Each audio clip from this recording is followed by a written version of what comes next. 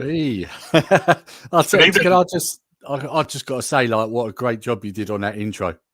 Oh, thanks, mate. Yeah, It's really I good. watched a lot of videos on YouTube of compilations and stuff like that, and yeah, found a few bits that I liked and what have you, and added a few bits in and what have you. So yeah, it's pretty cool. It's pretty much every film that I like, and you probably noticed that they're all from like 1984 or something onwards.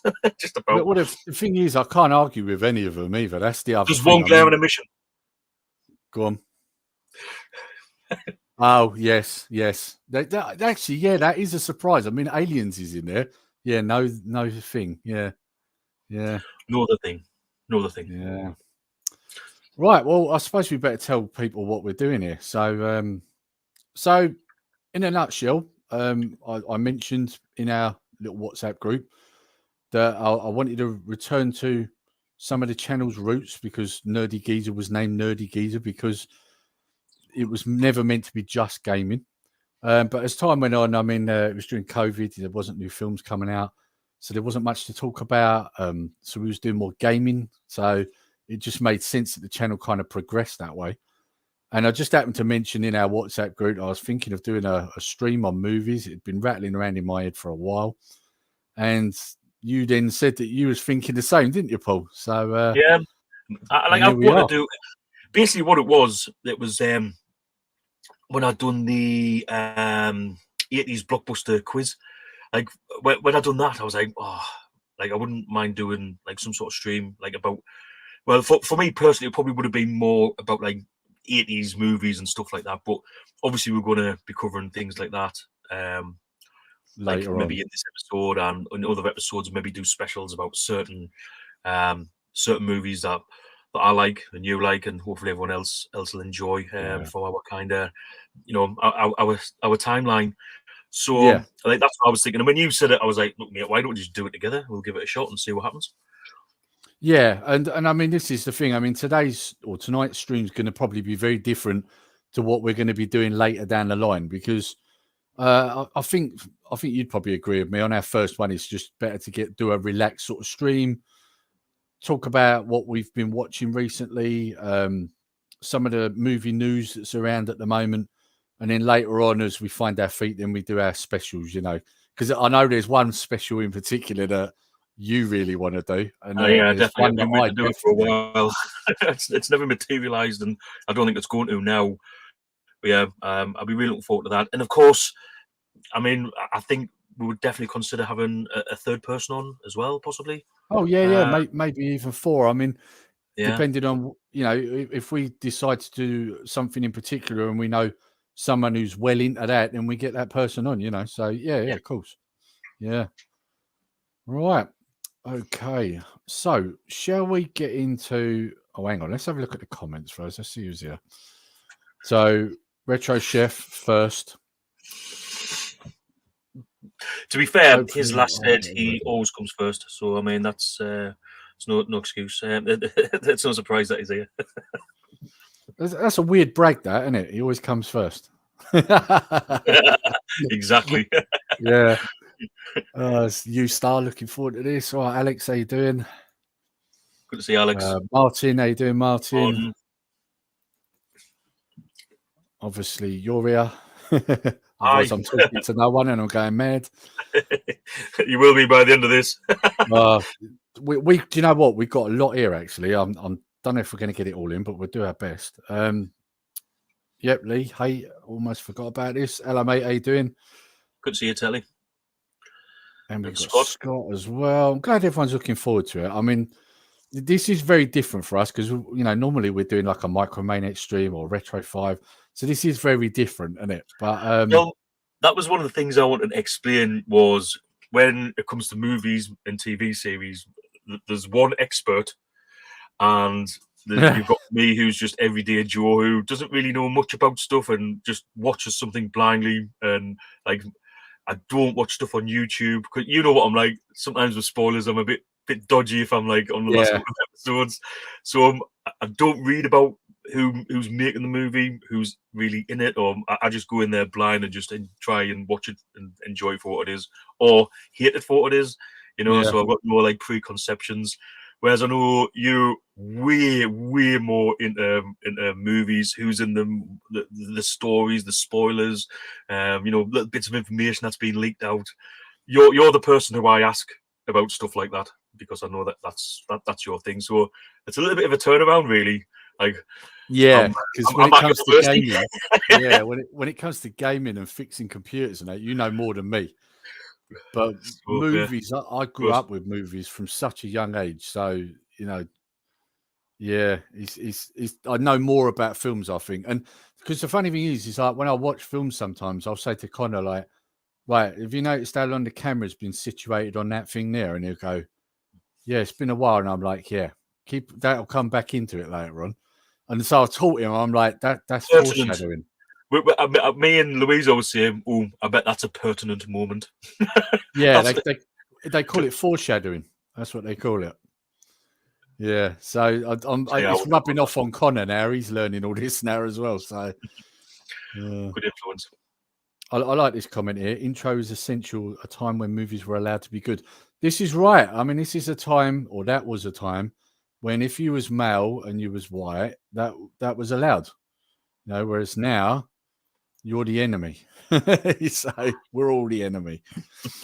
Hello, film, game friends. And this is a thing, like this is something we're probably going to touch on a bit tonight. Because it's the politics these days with the films as well. This is the problem. Yeah. Has anyone seen a horror thriller, Infinity Pool? No, but I have seen that. That has come up a few times, so that is something I need to look at.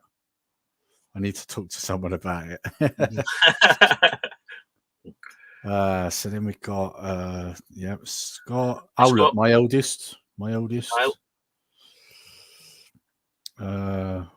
at the Cabin. Yeah, Knock at the Cabin. Is that the one that's got Batista in it? I think it is, isn't it? Mate, have you ever seen Cabin in the Woods? That is such a good film. I love that film. film. Long time ago. Oh, I just love that guy. The one who, the spoiler alert, they're putting in like sort of like hallucinogenic drugs into the cabin, yeah. But it has no effect on him whatsoever because of his high tolerance levels. Yeah. Brilliant stuff. Oh look, yeah, Scott's watched it. Well, of course Scott's watched it. He loves his horror films, and that's the thing. I mean, when we get into horrors and that, Scott's definitely a guy we got to have on, without a doubt. Right, comments are continuing to go, but I think we should just get into it. Otherwise, we're not going to fit everything in. I don't think. So, right, let's do it. Topic. What have you been watching, Paul? Not much. Oh, okay. We'll move on.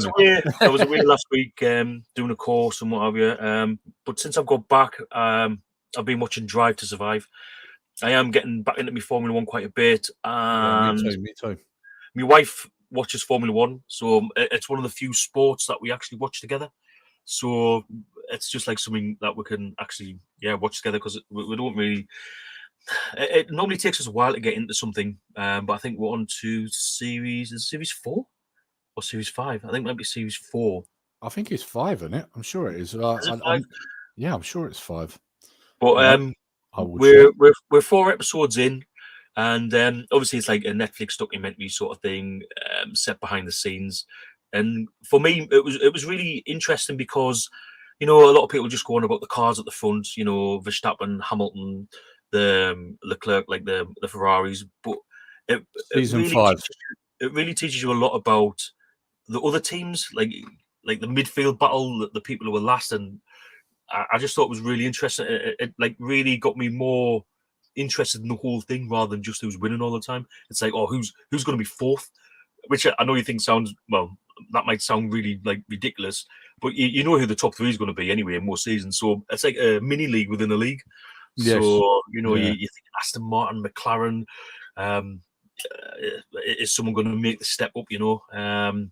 So yeah, I've been watching that and watched a movie the other night. One that I've seen before. It's quite a long time ago, but me and our lass were looking for a kind of like a bit of a horror film, and I was explaining to her that there was one about this guy, and like if you ever watch what's them shows like Ghost Adventurers, and they have everything set up. Yeah. Well, this guy, what he does, he goes to places that are haunted and he debunks them. So he comes up with like a scientific explanation, or what it is that's actually causing like all this phenomena to happen. And it's called 1408, and he ends up going to this this hotel room 1408. Oh, I remember that film. Yeah. It's just something a little bit different, and like I think he's in there for it turns out to probably be quite a long time, and it's just his journey in this room, and like the whole film is basically set in this one room, but like the stuff that goes on in this room and what happens to him is it's pretty cool. So yeah, we watched that. I enjoyed it. It's a Stephen King book originally. And when his films get like made properly and they're not like a TV movie adaptation sort of thing, then they normally turn out pretty decent. So yeah, enjoyed that. So hang on. So what was that called again? 1408, because Oh, that's the room number 1408. That's quite an old film, isn't it? Yeah, I'd say so. Yeah, I have heard of that. Then, like yeah. 2007, 2008, something like that maybe. I'm sure I've watched it. Thinking about it, sure I have. But yeah, been watching that, and just the usual stuff. I watch Family Guy every day. I watch it every night before bed. First thing I do when I get into bed is stick a couple of Family Guys on. So always watch that. So yeah, just the same really. But You know what? I had no idea that you was a Family Guy fan, and I am joking. Really? I'm joking. I've seen all the shorts that you've been putting up. Mate, So. I absolutely love Family Guy. I've been trying to think of something I can do for shorts, but something that I enjoy, and like I have a great laugh, like looking through clips of Family Guy and like choosing what shorts to put up. And I must admit, sometimes some of the ones I want to put up, I can't. I just can't put them up because it's like, no, I'm just going to really annoy a lot of people if I put that up. So you've got to like pick and choose between them. But yeah, I'm a huge Family Guy. I like American Dad as well, but Family Guy is where it's at for me. It is. Yeah, I've been watching it. I'm pretty sure I've seen every episode now over the last 10 years. I can see here I'm getting blamed for certain people now watching Picard season 3. Yeah, well, we'll be watching it after Drive to Survive once we finish that. We don't normally watch like two different things. We'll watch something and then we'll start watching something else. But I know that's weekly, isn't it? So that'll be better. Yes. I'll be able to watch it. 4th episode should be released, I think, tomorrow. But at the same time, I believe The Mandalorian episode I haven't 2 watched any of that yet either, so I've got that to catch up on. Episode 2 dropped today, and that's in my list of things. But don't worry, I won't spoil anything because obviously you haven't seen it. So I'll kind of skirt around it because there's quite a lot of people that haven't seen it yet. So what's Martin been binge watching? Episode 12. What's he been watching? Episode 12 of season 1. Oh, he might be on about Next Generation. Let us know, Martin, in the comments, because I think him and Scott have started watching The Next Generation, I think you'll find, because I said to him about watching Picard and they enjoyed it. So it's a bit like me. I started going back and watching Quantum Leap, the original Quantum Leaps. Brilliant. Well, I actually watched The Next Generation, a complete lot, on Netflix not so long back. Because How on many Netflix, episodes are there? Oh, loads. I mean, I think it was 26 episodes a season, 7 seasons. And I mean, the thing is, what they've done is they've HD'd it. They've all the old dodgy like CGI that used to be in it. That was all blurry and that they've redone it all. But they were done on an Amiga. Oh yeah, of course, yeah. But yeah, they've redone it. So now it looks absolutely stunning, like when you see it. But yeah, I watched all of them not so long ago. Yeah, it looks so much crisper now with the HD, but I don't know if you get that on everything. I think that's only on Netflix. You can buy it, but it's expensive. So, but yeah, so I suppose since we're talking about Star Trek, might as well mention. Oh, hang on, Martin's just answered here. Yeah, after seeing Picard, I've gone back to Next Gen. Yeah. See, I did it the other way around. Probably because I was traumatized after Picard season 1. Didn't watch season 2 because 1 was so bad. That's pretty So that's much probably the why I exact. watch I mean, Next Generation. You know, yeah, I've so never. I watched the first one, and it just seemed incredibly slow. And rubbish. who were Picard? I felt like everyone was just like just hating on him. Really, I felt sorry for him almost. Yeah, And he yeah, just he was just there to get trampled by all the women, wasn't he? I mean, like, and the swearing as well. I mean, what was that all about in that first season? kind of weird. Where Yeah, yeah, I didn't even make an attempt to watch the second one. yeah. I know you potentially don't have to watch the second series to watch the third. I'll probably still watch the second just to see. I You didn't know, watch two. I completely ignored it. I bypassed it completely. So just in case there's anything that you might need to know, because I'll be honest with you. From what I've seen online, everyone is saying that they basically retconned anything that happened in the first two seasons, pretty much. So we rebooted the reboot. yeah, kind of. I mean, the thing is, I can tell you because I've watched the first three episodes, and what I can tell you is you can go into that watching that after, say, the last thing you watched was the Next Generation series or the Next Generation's movies. So, say Nemesis was your last one, you could go into Picard season 3 and be perfectly fine. Oh, really? Yes, yeah, totally. Because things get explained as they go along. There's things you find out. Like I'm trying to explain it without giving anything away. Maybe I'll watch the second one just so I can come on here and have a good old moan about it. Yeah, Tell you how bad it yeah, is. yeah. Hang on, what's Martin saying here? Because he's saying something about Picard here. Started on season 3 of Picard, and I don't feel like I've missed anything. Exactly, yeah, exactly. I mean, like, all I'm going to say, and I won't give any names away or anything like that, but there's one character in particular that crops up at the beginning of the season, all right? And you find out that Picard hasn't seen this person in 20 years. Now, if you work that out, that's like Star Trek Nemesis. Yeah. So basically, like I say, if you work out that passage of time since he saw this person last, you could just watch this season straight after Nemesis and have a good idea of what's happened. You know, you just know that 20 years has gone by in between. That's all you need to Do you know. think they'll ever roll Shatner out? Get Shatner back in for a bit of a. Well, they killed him, didn't they, in the movie? Oh, did they? So Did they? yeah, yeah. Star Trek Generations, they killed him, didn't they? It's that long ago saying that. Although in the books he was brought back to life by the Borg in the books. Well, there you go. I'm sure with the Borg or Q, I'm sure they can sort out a deal, on the side. Get Shatner's back in. I always call them Shatters. Martin's just put here like a movie broken into parts. Yeah, exactly. Oh my god, didn't think about the next gen films. Yeah, yeah, most people don't. Nemesis is probably best forgotten anyway. I think the last good one really was First Contact. Because this is the thing, Star Trek films have actually got a kind of curse thing. I don't know if you know this, Paul. They say all even films are good and all odd numbered films are bad with Star Trek. However, that curse got lifted when Nemesis, which was number 10, so an even number movie. Oh, you're counting all of them? Yes. Right, okay. So up until Nemesis, which was number 10, that was true of all of them. The even numbers were always the good films, right? The odds were always bad. But Nemesis came out and that flopped, and that was number 10. So the curse was broken on the 10th movie.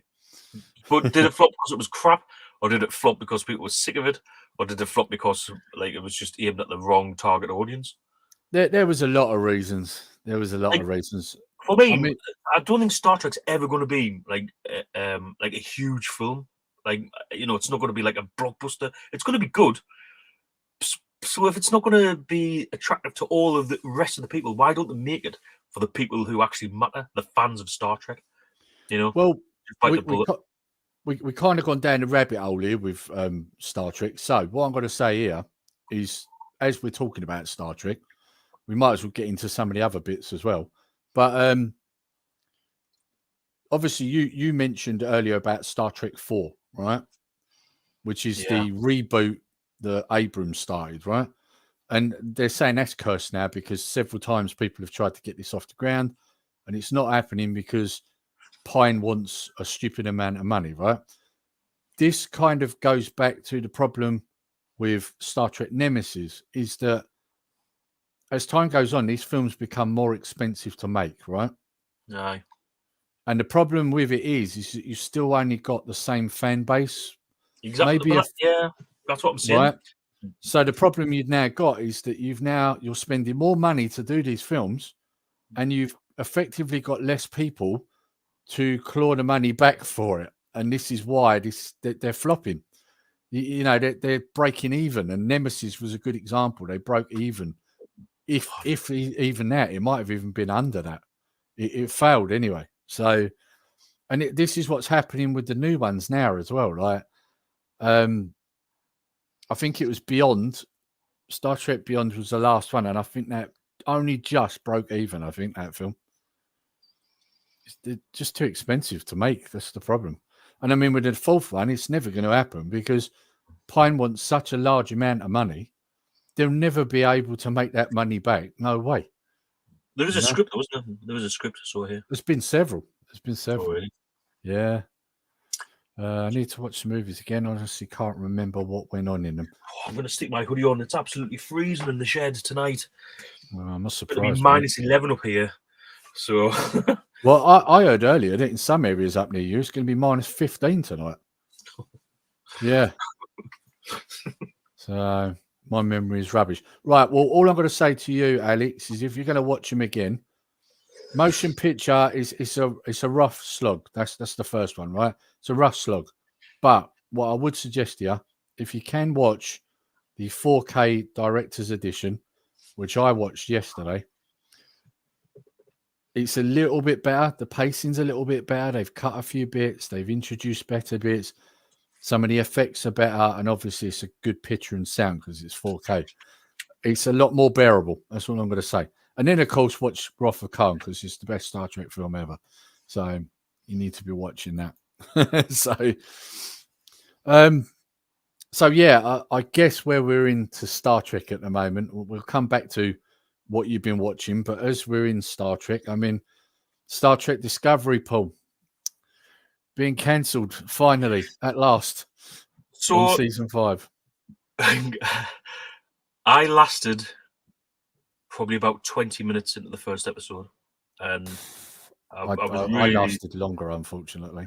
I just knew it just wasn't going to be for me, and rather than spoil me memories of Star Trek, I just stopped watching it. And to be fair, I'm amazed that it's got to season 5. Like how? Who's been watching? Yes, exactly. Who's been watching it? I have no idea. I really don't. I don't get it. It's one of the ones where they just put it out anywhere. You know, like I don't get it. Well, I mean, one of the things that made me laugh was they just seemed to go out of their way to completely dump on everything that had come before and change everything. I mean, like one of the glaring problems with it was, before anything else, was the Klingons. What did they do to the Klingons? What did they do to the Klingons? Yeah, that's what I'm saying. What did they do? Like, have you not seen them? I've literally seen 15 minutes of the first. That is it. I haven't seen. No, I just thought, oh, this is crap, and I just turned it off. Right. Okay. Hang on a minute. Let me bring this up, and I will change what I'm looking at. Yes. That's relating to something else. Whoa! Just be careful if this has got your history on. I'm sure I've seen Love Island there. I definitely saw Love Island. Well, if you did, it's nothing to do with me. Oh yeah, right. Let me have a look, see if I can find a picture of them so you can see for yourself how bad that. There we go. That is a good start. Wow! What is that? Yeah. Like, is this set like massively in the future and they've been genetically? No, it's not. It's all set in Kirk's time, like what? Or just before Kirk. To be, if anything, if you go back to the original Star Treks with Kirk in, they were almost human-like. Yeah. Wow. So, what they did was, I mean, this is meant to be around the time when Pike's got the Enterprise, and Aye. yeah, that's what they did with the Klingons. The ships, they tried to, let's take that out now. The ships, they tried to do it in a way that they looked kind of similar, but also they changed them at the same. It's kind of hard to explain, but I mean, it's just so many things wrong with it. Like, what's this? I'm glad I didn't. My other half. What are you going to talk Love Island? Oh, be quiet. Jesus, see, you started off now, Paul. Si's here. Let's quick say hello, Si. How you doing? Yeah, I mean that started the tone of events, and I mean one of the things people complained because the ship, the Discovery, is way too advanced for them times, and so obviously people come out like loyal fans of Star Trek were like, how was this around? How was this a thing? And all they kept getting was, "I'll wait until the end of this season; it'll all be explained." Their way of explaining it was sending the ship into the future. Didn't really explain anything. It didn't explain how the ship was more advanced, and you know, other than that glaring issue, there was many more with writing issues, etc. But the biggest problem for me, and I mean, I stuck with it through season 3 because I was reviewing it on this channel, and even I could not do it anymore. I actually, the last one I did, I actually said, guys, I can't do this anymore. Like, you should have put a clip of that up. That'd be interesting to see. Oh, mate, honestly, it was absolute woke garbage. Like, honestly, Really? and they changed things, they'd ruined things. Oh, honestly, and when you watch it, it's just a checklist as well. It's just like, oh, okay, right. So there's a gay guy in there, right? Check. There's an LGBT, right? Check. There's a black person, check. It was like that. Like that's what they've done with the show. Did Marvel have something to do with the Discovery? Oh no, well, this was way before Marvel started doing all that stuff. But yeah, it kind of set a trend. I mean, Star Wars were doing it, Star Trek was doing it. I suppose it was only a matter of time before Marvel and that were doing it as well. So yeah, it honestly, I don't know how it's gone to season 5. I really don't. But of course, that's not even out. That doesn't come out till 2024. So they've actually announced it's cancelled, and it's not even season 5 is not even out yet. Yeah, So, I did watch a little something about it, just so you know, I could find out something about it. I think it starts filming either tomorrow or the day after. It's yeah. actually just about to start filming. So, hey, Stu, an UFC fan, he's got to be happy with how it's going this season. He has. Yeah. Right. Okay. Well, I think I don't know what anyone's saying. No one's said anything in the chat. I'm guessing most people in the chat. Nobody's watched it. No, and I don't blame them. I mean, he's absolute woke garbage. Like, I mean, everybody I know, I've said to them when they've said to me, "I'm thinking of watching." I've gone, "Don't do it to yourself. Just don't." I always say to them, "Do you like Star Trek?" And they'll go, "Yes." And I go, "Right, well, don't watch it then." Like, it's as simple as that. If you like Trek, don't watch it. Just stay away from it. Does it get a thumbs up or a thumbs down? Oh, thumbs down. In fact, I'd give it 2. It is absolutely double thumbs down. Right, yeah, okay. yeah. I'm going to give that one a miss. I think maybe that's how we should just rate things. That's like, just easy, isn't it? The thing is, when you look at who's involved, right? The company that's dealing with it is like an offshoot of Bad Robot, right? Which is owned and run by J.J. Abrams, right? Mm. So the offshoot is dealt with by Alex Kurtzman. So Discovery was Alex Kurtzman, as well as Picard season 1 and 2. So you can see where the problem is here, right? He's a guy who openly admitted he knows nothing about Star Trek, and it shows. Like when you watch Discovery, why would you even do that? It just doesn't I know, make sense. I know. I mean, like in one of the episodes, for example, like if you've watched, say, Star Trek Deep Space Nine, there's a race in there called the Trill, right? Yeah, and they some of them end up carrying what's called a symbiote, right? So the symbiote would have been in, say, 5 or 6 other people, male or female. And when the symbiote gets moved on to another person, they gain their experience and memories through the the symbiote, right? like Dax? Was she not one? Dax, that's it. That's it. Yeah, Right, female. that's it. So Yeah. as it went on in DS9, you find out that only trolls can do this. Well, apparently not in Discovery. Humans can do it too now. Oh, Like, bonus. you see Whoever knew. what my problem is. You see, like, just garbage. There must Anyway, have been like, oh, so this is the story, and someone went, hold on, they can't go to humans. Can now. yeah, and There that's we go. basically what they did with everything in Discovery. It was like, oh well, we think it can, so it will. And I mean, the other thing is, like, when you watch the other films or the other TV shows, you always get this sense that there's hope, you know, that the team will work together and they'll get through it, and they're all professional and know what they're doing, and this is why they all survive. When you watch Discovery, they're all crying, they're all arguing with each other. None of them seem to have any idea how a military works. And you just think at the end of the day, like, how on earth do these people actually survive these things?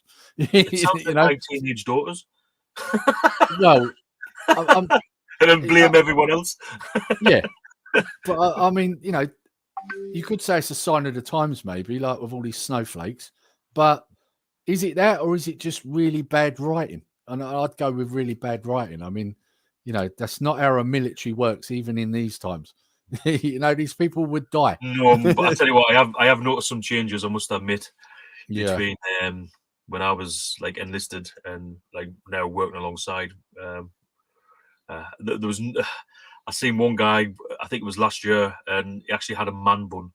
And when I was in, oh my god, like that was just, yeah, I just couldn't believe what I saw. To be honest, yeah, it was just, I was blown away by that. So it is creeping in there. There is. Yeah. Well, I don't know. Anyway, I think we probably took up far too much time talking about Star Trek Discovery. Yeah, double thumbs down. Double thumbs down. Absolutely. Yeah. If you haven't watched it and you like Star Trek, don't bother. Yeah. Really don't. Right. So, look, what other things have I been watching? So films wise, I watched Megan. I don't know if you've seen Megan, Paul. Have you seen that? Was that like the Chucky sort of looking kid? He was a robot or something. Yeah. I thought actually that I wanted to go and see that. I thought that looked decent. It's good. Like I might enjoy it.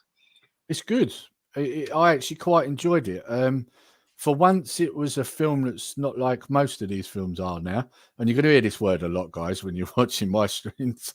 It's woke. It's not woke, like, you know. So, yeah, I really enjoyed it. I'm not going to give anything away. All I would say really is it's kind of the opposite to Chucky, if that makes sense. Oh, okay. So all I'll say is, or the way I'll try and explain it without spoiling anything.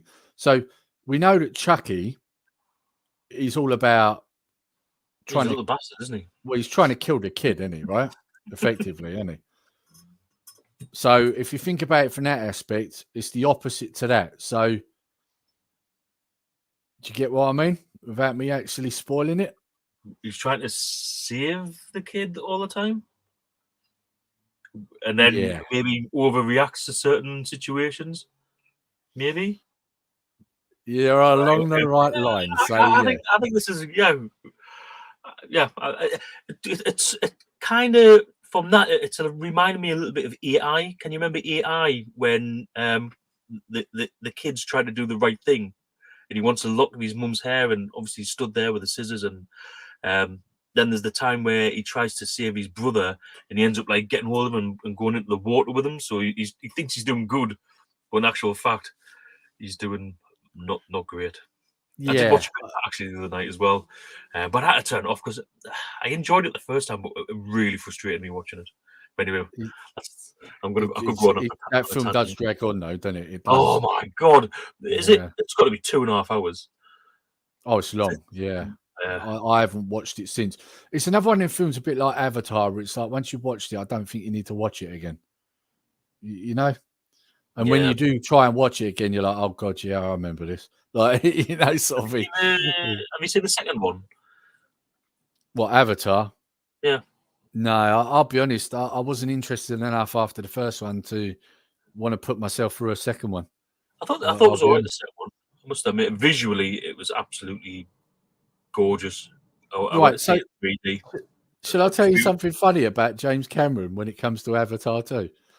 Go on then. Right, that idiot went on record. Right, he went on record saying that he wishes that back in the 80s and all that, he didn't have guns and everything. He didn't romance guns, like he did with Terminator and Aliens and all that sort of stuff, right? He said all this on big films.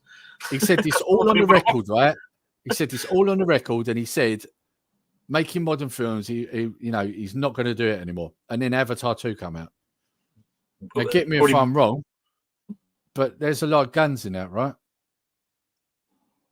Oh, we've lost Paul. Yeah, I'd say so. Yeah, I have asked everyone to stay out the way of the router, so they'll probably forgot now because it was at least 36 minutes ago. But yeah, I thought visually it was a really good. No, it was visually amazing. Like, you've got your glasses on and you're watching it and you're just like, wow, that looks amazing. It does it.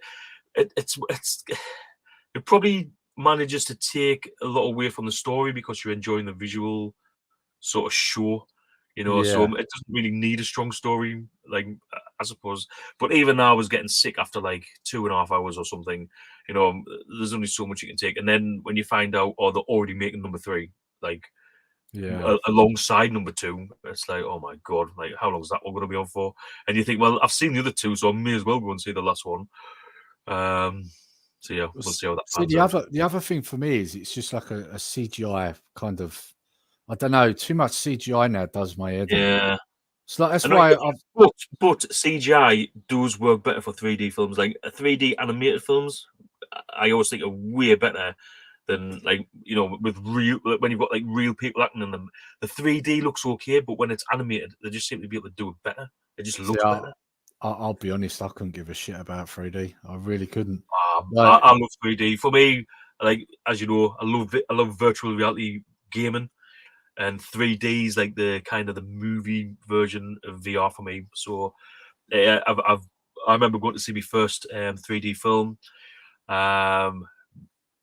If the film's in 3D or normal, I'll always go and see the 3D version every time. Yeah. I just like it. It's falling out of favour though, isn't it? Like, not many people are actually doing 3D really now. That's the thing. It's starting to fall by the wayside again. It had its thing. They're redoing Titanic in 3D. Oh god!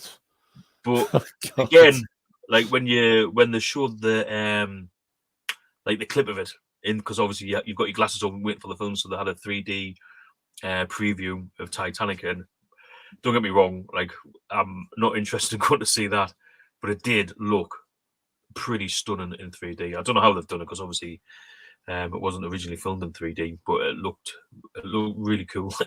And let's not forget, that's another film that he shoved a gun in when he didn't need to. I can't remember. Yeah, I don't know. There's a scene where, like, what's his name's getting chased and he's being shot at. So yeah, so even did that. Yeah. I don't even remember. But for me, the story was flawed because, like, if she'd have just getting on the boat, and like as she was meant to, she had a place on the boat. If she'd just getting on that boat, then he would have still potentially found that piece of wood, whatever that you put her on, so he would have survived and they could have lived happily ever after. But no, I need to spend this next 2 hours with you, with the ship going down. Obviously, it would have meant there was no real story, but in my head, I was like, oh man, if she wasn't so selfish, that it could have been a happy ending. Sorry if nobody's seen Titanic, but hopefully you've seen that by now. Oh, don't make apologies for that. Come on, our old Titanic. It doesn't end well for Jack. Doesn't end well for Jack. Rose does all right, but doesn't end well for Jack. Yeah, for sure. So yeah, one of the other things I watched was Scream 5. I really wish I hadn't. So basically what we've been doing is we've been going through the Scream films with Connor. So he's been watching them all. And obviously 5 come out, and I put it on the other day, and oh god, that film is so meta, isn't it? Like, spoilers, guys. I am going to talk about it because it's terrible. So So when I say meta, it's because the whole plot of the film is that the killers are doing what they're doing because the movies, because I don't know if anyone remembers, that the movies in the actual franchise are called Stab, aren't they? Do you remember? Yeah, I remember. I've Yeah. only, just before you go any further, I've only ever seen the first one, and that was enough for me. I've never went past the first one, but yeah, Right. I do remember. So basically, what you find out throughout the films is once you get to number 2, you find out that somebody made a movie based on the events of the first film and called it Stab, right? And then as it goes on, you find out there's more and more of these coming out, right? So when you get to this one, you find out that the killers have started killing people because the last Stab movie that was released, which was Stab 8, was terrible. And they wanted to bring it back to what was good about the Stab movies by basically going back to kind of what happened in the first Scream movie. Right? They're trying Like the to recreate. repeat. That's it. Yeah. Right. Yeah. So it kind of, if you think of it like this, if you can get your head around this, guys, it's basically a reboot, but they're not calling it a reboot, are they? Do you see what I'm saying? Yeah, I see what you They've mean. kind of redone the first film, but they're saying it's because these guys are copying what happened in the first film to make the film series in the universe better. Like, it's crazy, isn't it? Like, I was sitting there the whole time But thinking, if they're watching other films, they'll know that the bad guys always get caught, so you'd think that would maybe put them off. well, yeah, For me, yeah, that's the first plot hole straight away.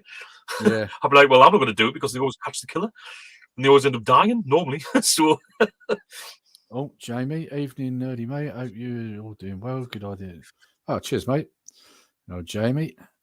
Yeah, I mean, it's just, when I was sitting there, like I say, I quite often I can see the underlining tones of films, like, and it didn't take long for me to start figuring this one out. I mean, I'm looking at Cara and I'm going to her, you do realise that this film is meta, and she's kind of looking at me. I'm like, basically, what they're doing is they're right, rebooting the film. explain what meta is just to people. Obviously, not me, but to people watching who don't know what you mean.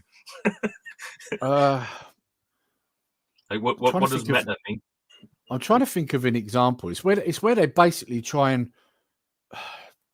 That's the best way to explain it. Right. So, have you seen Matrix 4? Unfortunately, yes. Right, now, I haven't seen it, but I know what it's about. I refuse to watch it because I know what it's about. But basically, what they did with that film, it was to do, it was because of what was happening in the real world. People weren't happy with the fact that they was doing a fourth movie, and I believe it was the original writers, if I remember right.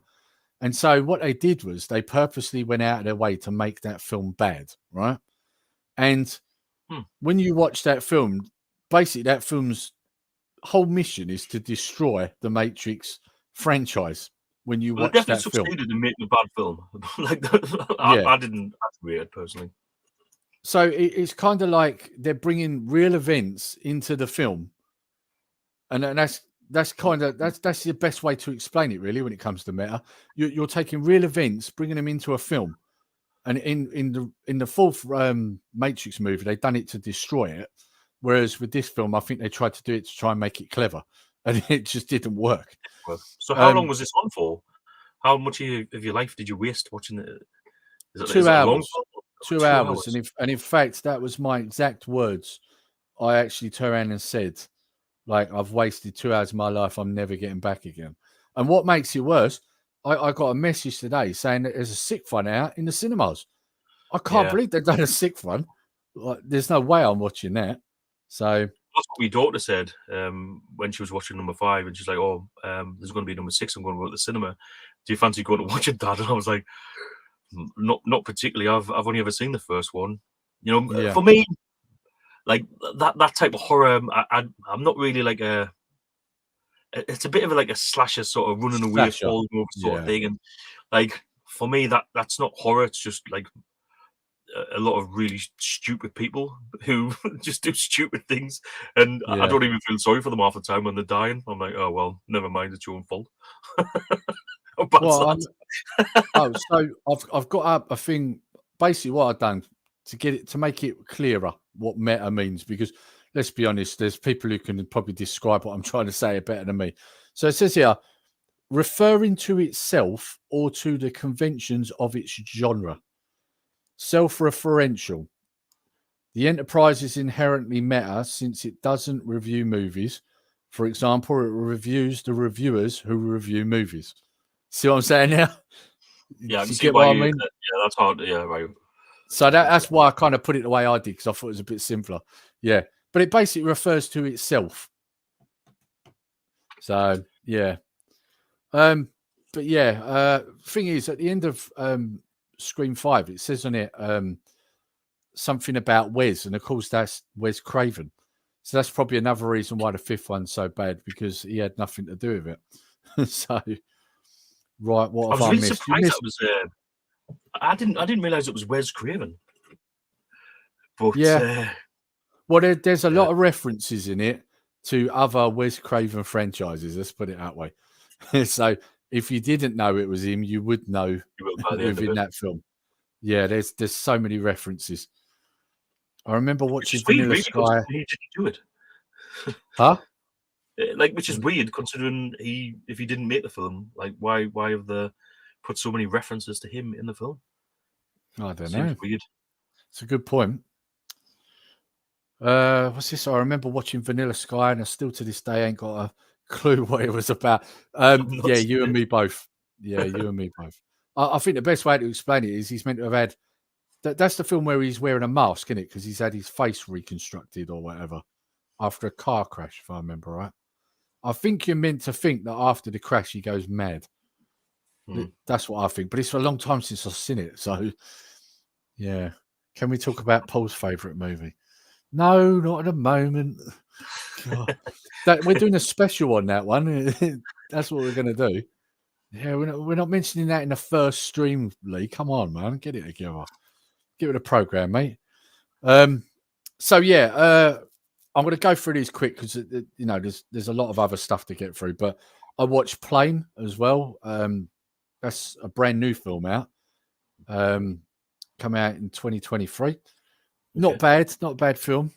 Nothing to write home about either. But if you just want to watch a simple action film, it's not bad. It's pretty good. You know, it's a film that you can turn your brain off to and watch. I did see one the other day that looks absolutely. It's my worst nightmare come true. And it was when I was on Netflix the other day. I think it's the #1 film on Netflix. And I think there's people who do like free climbing and they climb up like massive towers and they have like the GoPros hanging off like by one arm and stuff. It's like a film about that where the whole film is like on one of these bloody like towers somewhere that they're climbing up, and that would just look like my worst nightmare. Really did. What was that called? I can't remember. I know it's the #1 film on Netflix at the minute, but I can't remember what it was called. Maybe Platform or something like that. Or Oh, okay. I'll have to I keep can't an eye remember. out for it. But it just looked, because I'm no good with heights, so for me it would just be my. I just can't watch it. Yeah, People used to send us videos of like these people like hanging off buildings and stuff, because I just my feet start tingling. Fall. That's it. Yeah, Full. that's the name of the film. It just it looks. Oh, I'll have to keep an eye out for that. One of the other things I watched was Black Adam. Have you seen that? No, what's that about? It's a superhero film, DC. It's the one that The Rock's in, Dwayne Johnson. I watch very few like superhero movies. Like I tend to stick to the original ones. I like watching them with my son. But like the Hulk and what have you. Was that me? Oh, that's old Siri there listening on what I've got to say. As I say, what was that? Well, he's found something about superheroes, the best 85 superhero films of all time. Well, Yeah, see, thanks, like Siri. with Black Adam, I didn't mind it because it's a DC film, and we'll talk about DC a bit more later. But DC hasn't got a good track record, and unfortunately, I think people didn't really give it a go, if you like, because they're fed up with bad DC movies. At least that's the impression I got. And unfortunately, it's not bad. I mean, it's not the best film you've ever seen, but The Rock does his best, like, with it. And I mean, Black Adam's a pretty good character as well. So I enjoyed it. I thought it was actually pretty good. Certainly one of the better films that DC has put out in recent years, that's for sure. But unfortunately, it just didn't make the money. So that'll be it. You won't get another Black Adam film now. So what's his superpower? Like, what does he do? What's his thing? Well, the best way to describe, I don't want to give too much away, but at the start of the film, the best way to, if you imagine Superman, but he's out for vengeance. Oh, okay. That's at the start of the film. So that would be the best way to explain Black Adam without. So is it like an anti-hero sort of thing? Kind of, yeah. Like a little bit like the Hulk, because I quite like the Hulks because he goes a bit, nuts. He's not always good. He sometimes does things that are a little bit naughty. I don't really want to say anymore because it would give too much away. Because I mean, if this was an old film, then I would just say, but it's a fairly new one, really, isn't it? Yeah. All I'm going to say is that at the start he's out for a revenge, and he's like Superman powers, like, So it's not good for anyone that gets in his way. Let's put it that way. So I actually enjoyed it. Scott, I like the DC films. I like some of them. I mean, yeah, Batman versus Superman. Come on, you didn't really love that, did you? God, I even the uncut version of that's terrible. It's better than the other one, but it's still bad. Suicide Squad, yeah. Right, I'm going to come off this DC bit because we're going to get into this more later on. So hold your horses, Scott. We'll talk about this more later. Hang on, it's just magic powered Superman. He's a magic powered Superman. Okay, yeah. Okay, yeah. I get what you're saying there. Yeah. Opinion on Top Gun Maverick. That's my boy. Right, Kyle. I'm going to quickly answer this. I love Top Gun Maverick. Paul, quick answer. Yeah or no? Yeah, I would definitely recommend seeing it. If you like the first one, you'll love the second one. This film could have been made 5 years after the first one. It's just got that feel about it. It's really good. It's good. It's a great film. In fact, it's probably the best film I saw last year, I'd say. And really the box office proved that too, how good a film it was. See how good films can be when you take all that woke crap out, This is it. Yep. That's Batman versus. Yeah. Well, right. Let's get away from DC. DC is going to come up again later. We'll get to it. We'll get to it because there's a lot gone on with DC, especially when it comes to movies recently, and there is a section for that. We will get to it. Right. Okay. So, Mandalorian Series 3. Have you watched it yet, Paul? Not yet. Like normally I watch, like if there's a series that I'm watching where I can watch all the episodes, like Drive to Survive, then I'll watch them first rather than go and flicking backwards and forwards. Just I always miss things when I'm doing that, when it goes between like 2 or 3 different things. So I tend to try and watch one. So once I finish Drive to Survive, I'll definitely be watching The Mandalorian, probably before Picard. But then I'll watch The Mandalorian, and I might try and do it with Picard, where I watch them both at the same time, if I get enough time. I'll be honest, right? Now, I'm a bigger Star Wars fan than I am a Star Trek fan, right? I am, right? I'm the opposite. But judging by the 2 episodes of The Mandalorian I've seen, and the 3 episodes I've seen of Picard, I would actually say watch Picard first. But you never thought you'd hear me say that, right? No. Right. I mean, that's the highest accolade you could possibly pay to Picard, I would say. Yeah. I'm not going to give anything away, and I'm by no means am I saying The Mandalorian season 3 is bad. I'm not saying that at all. I just think Picard at this point is better. At this point, I mean, we are 3 episodes into Picard and only 2 into Mandalorian. So, and I'm sure anybody who's seen Picard season 3 and also Mandalorian, the first 2 episodes, because the second one dropped today. Anyone who's seen all of that so far, I imagine most people would probably agree with me. So, unless of course you hate Star Trek in all forms. But yeah. So that's what I would say at this point. Of course, that might change. As the Mandalorian goes further on, that might change.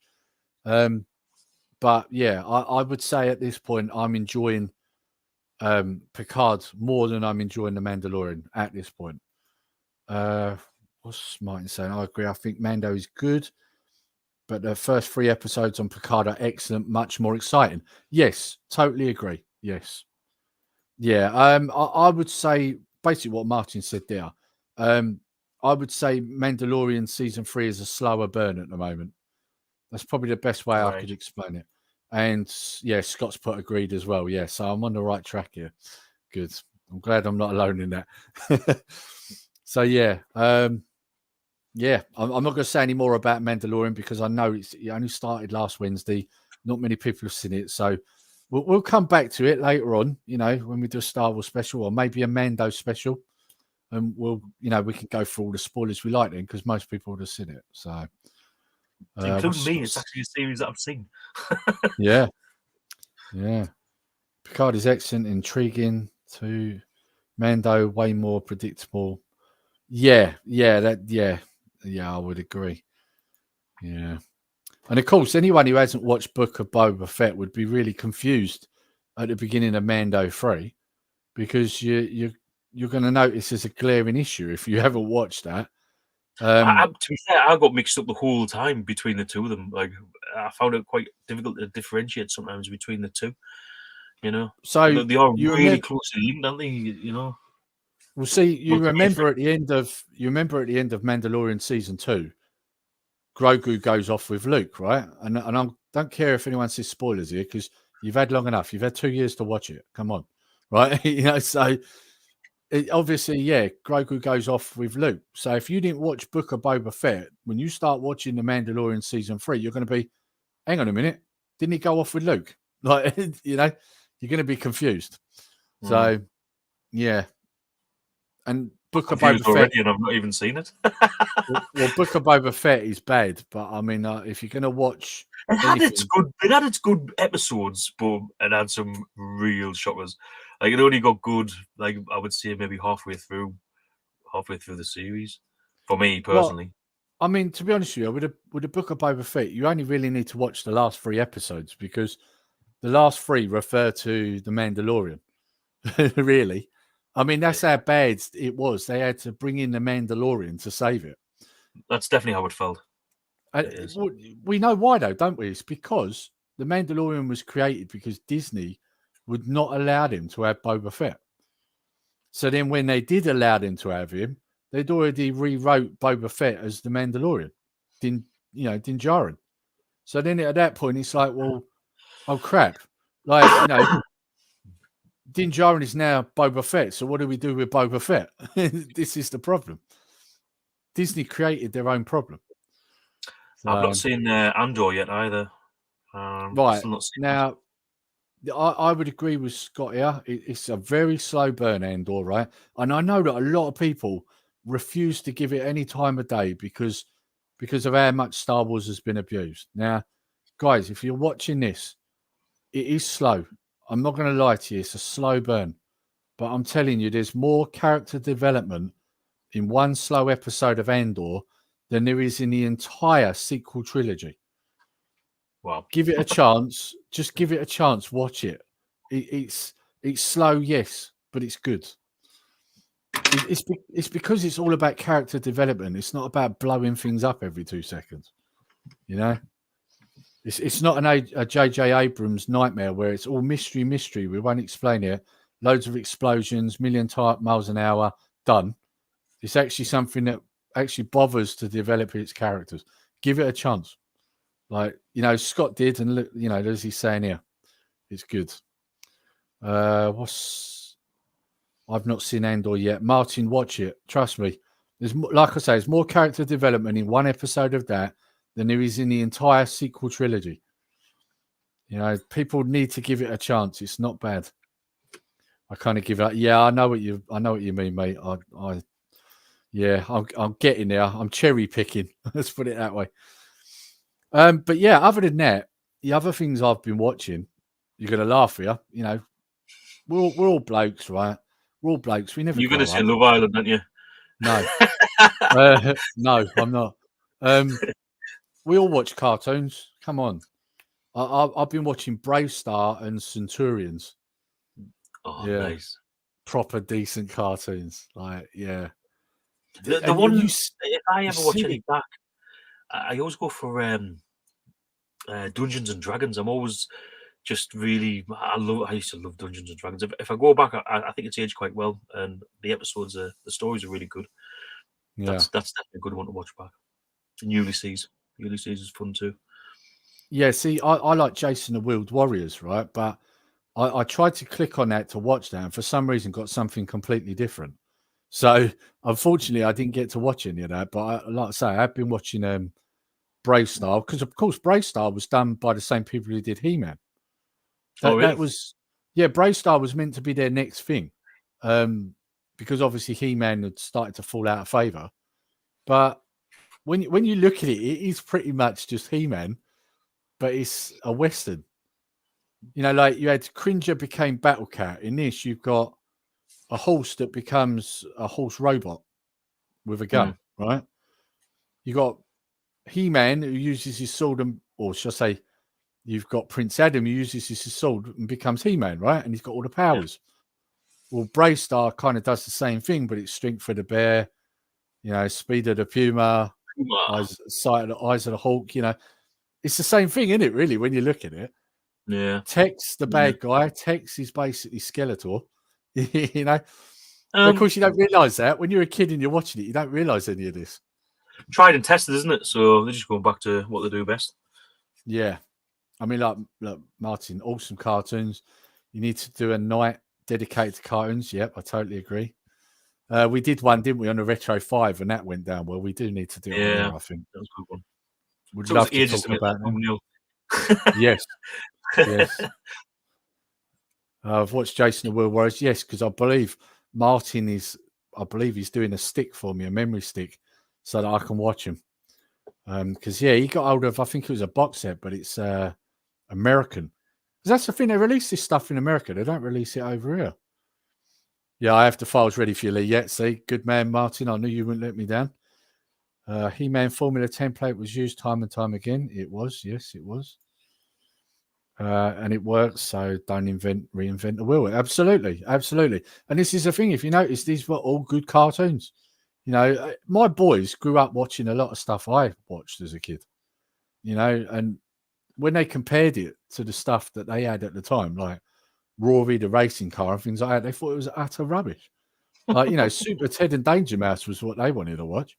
Well, know? I mean, if we're going to mention Super Ted, we've got to talk about his magic dust. I mean, come on. Yeah. That's all I'm saying. Well, the bit they always laughed at was the bit in the intro where it said, and that he was damaged, so they threw him away like a pile of rubbish. And you see them take Super Ted off the conveyor and throw him, didn't they? And my boys always used to laugh at that bit. They thought it was funny because they referred to him as a piece of rubbish. They were very young. So, yeah. Right. Okay. So, shall we move into our next segment, Paul? Because we are an hour in, so this works out about right, actually. Bear with me because I'm just moving things around. Right. Just going to quickly do this. Ooh, shiny. I was working on that earlier. I'm still convinced that that's off the mask. I don't know why. I was like, is that the mask? No, it's Wolverine. It's the bit when Wolverine goes to fight Sabretooth just after he's had the adamantium put into him. So instead of his bone claws, they come out metal. And of course, you can hear that at the beginning. And then Sabretooth just goes, ooh, shiny. Like that. And I thought, that's perfect. I need that on there. So, yeah. Hang on, what we got here? What's the old G.I. Joe cartoon movie on YouTube the other night? Just shocking the crap that they have out today. Yes, it is. Yeah, absolutely. I used to like Sink the Montana, which were over here. It was Action Force. I used to love that. Yeah, Super Ted, iconic. See, look, my oldest boy remembers laughing at that. He's got He's got the box set and Danger Mouse, not the new one, the original. So is this going to be Who like does a the voice for book the new club? Danger Mouse? I don't know actually. Probably David 'Cause- Jason. Surely not. No, I don't think so. I don't think so. Surely host needs to give us a movie to go away and watch to talk about next time. Oh, Right. we can do that. Yeah, we can Surely do that. we can do that. Martin, this is not what it's always going to be. This is just where it's the first one. We thought we'd take an easy approach and ease ourselves into it. After this, there'll be specials, you know, and all sorts. Like we will go into franchises, particular movies, but this one we just wanted to get it going and, you know, see how it all works. So yeah, basically now we're into movie news, and yes, we can definitely recommend a film at the end. I can think of one straight away.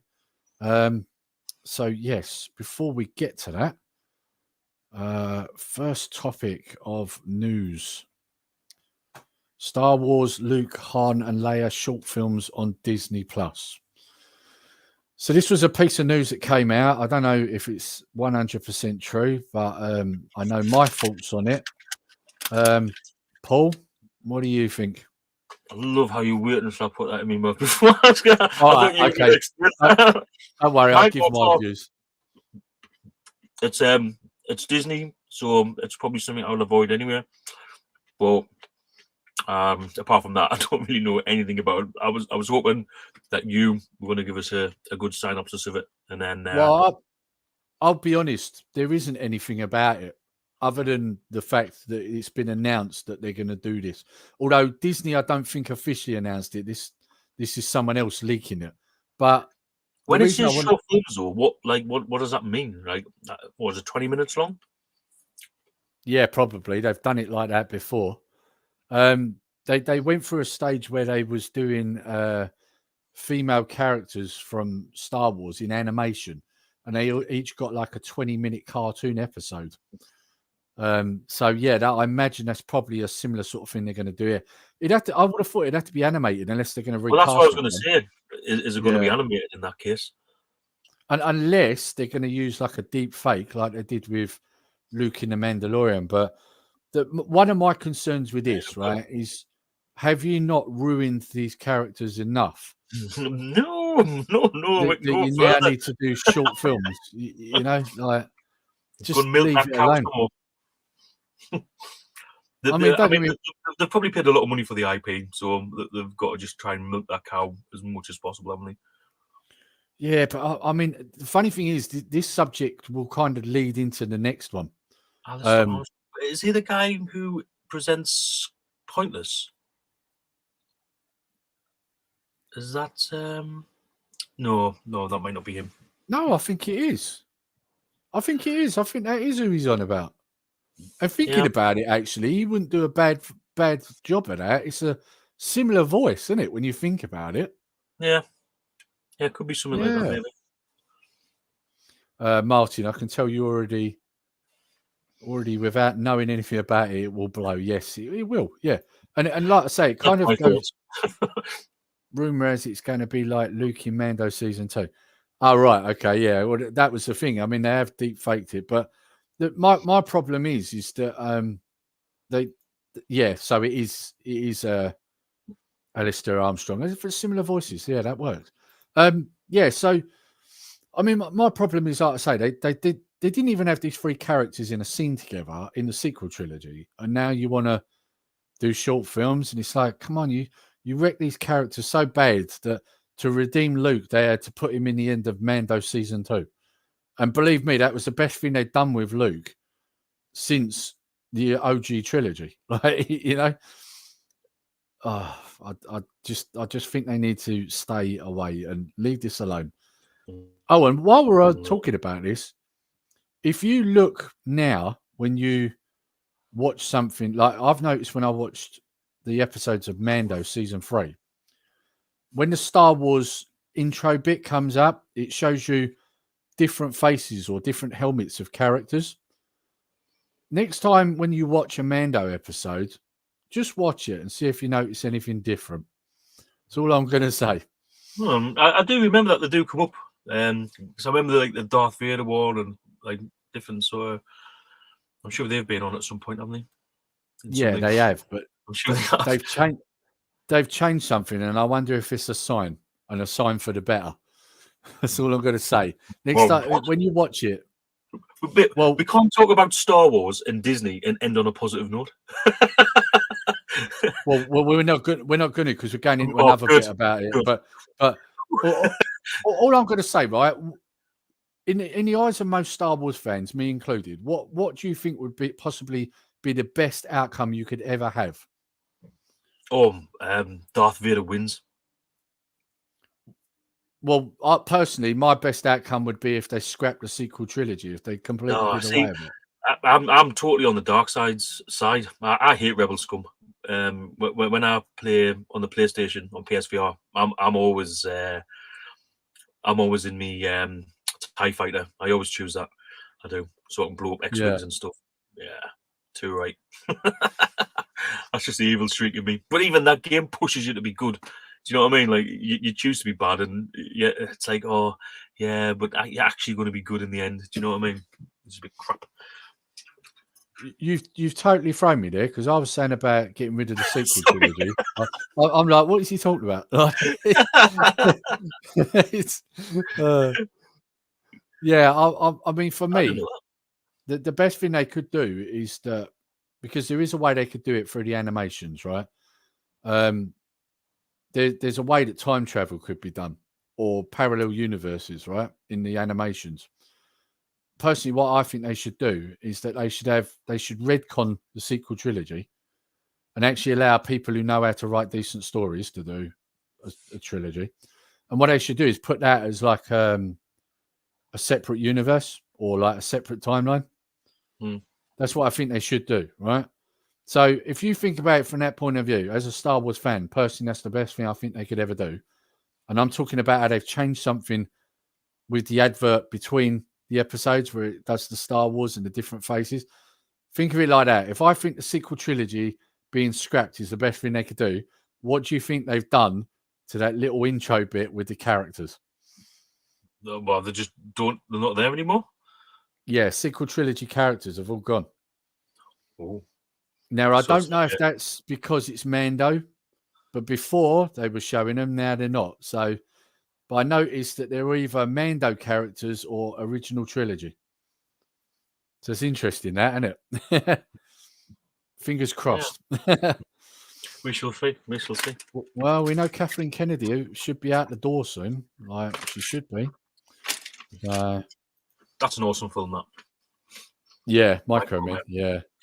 Force Awakens was okay, just destroy the other two. Nah, see, for me, Force Awakens weren't okay. It was a worse version of A New Hope. It's literally beat for beat. It's terrible. When I did my sequel trilogy video not so long back, and I'm talking about how basically it's just everything's bigger and better. Like, that's all they did with it. It's terrible. Anyway, let's get into the next part. So the next part, again, is kind of related. It is Star Wars news again. This one's funny as hell, I gotta be honest. Like, so Liam Neeson talks Star Wars. So basically, Liam Neeson trolled Disney and Lucasfilm. I thought it was hilarious. Nice. Do you know anything about this, Paul, at all? No, nothing. No. So basically, what happened was, because he I don't know. Have you watched Obi-Wan? Yes. The series. Yeah. Yes. Yeah, I think you kind of liked it. I couldn't stand it. I hated it, to be honest. But yeah, I thought it was alright. Is that the one where he's with the all the sand people, and I'm sure he ends up living with the sand people. They like take him on. Is that the same one? Are you thinking of Book of Boba Fett? Oh, maybe I'm getting mixed up. Maybe I haven't seen. Yeah, you're thinking of Book of Boba Obi-Wan. Fett. No, it's Obi-Wan, because it's what's the guy who plays him? Ewan McGregor. Yeah. Where there was that like laser. I remember there was a laser gate. Yeah. Walked around it. Yeah. Yeah. Do you know what? I thought it was all right. But I like Ewan McGregor. You say so? Yeah. See, I like Ewan McGregor, but not enough to like that. I mean, oh god, there's so many problems. Like, it just breaks But I canon. don't know the history and the all the story as well as you do. Like I'm just watching and like I've forgotten about half of the stuff that's happened in the past. So for me, I can just sit there and it's like I can just go along with it. So it doesn't affect me as much. I don't think, and especially with it being like your favorite like films, like the original ones. Do you know what I mean? Like it's probably a lot harder for you to accept any of that. Whereas for me, I'm just like, oh yeah, I enjoyed it. I thought it was all right. Well, the thing is, right? This is my problem. There was a comic series that come out by Dark Horse Comics, I believe. It was a comic series, and basically it was Old Man Obi-Wan, right? But he's not as old as he is by A New Hope, where he's got all grey. He's kind of in between what we saw him in the prequels and then, right? And basically, they wrote a story where he has to fight off pirates that are trying to attack the Lars family, which of course are looking after Luke, right? And his job's to protect him, so he has to fight them off. And at one point, he even gets in a fight with Black Krasanta, which is the big, massive Wookiee that you saw in Book of Boba Fett. Yeah. He has to fight him, and he nearly loses to him, right? So now, if they had done that as the series or a movie, I would have been happy with that. It's the fact that they had to bring Darth Vader in it and then make it all about Leia. Like, it wasn't about that. Like, the story that was good in the comics was all about protecting Luke. Like, and the story made sense. Whereas when you watch Obi-Wan, he's sent there to protect Luke, yet he leaves the planet. So he's failed at that. And it's just one failure after another. And then the fact that he runs into Vader doesn't make sense with the original trilogy. Like, trust me, as a Star Wars fan, I hate it. So, but the reason I mentioned Obi-Wan is because, as we know, Liam Neeson did a very small bit at the end, didn't he? Which, don't get me wrong, it was nice to see Liam Neeson reprising his role as Qui-Gon Jinn, even if it didn't really make much sense, but that's besides the point. But obviously, as he reprised his role, Disney then said to him, like, do you want to come back? And he went, no, not really. So, which I thought was hilarious. But he didn't stop at that. As we know, Liam Neeson is quite an outspoken person, right? He said things in the past that have certainly got him in a lot of trouble, right? And he just basically turned and said, nah, because there's no mystery in Star Wars anymore. You've milked it. You've watered it down. It's not intriguing anymore. I don't want to be a part of it. That was basically what he said.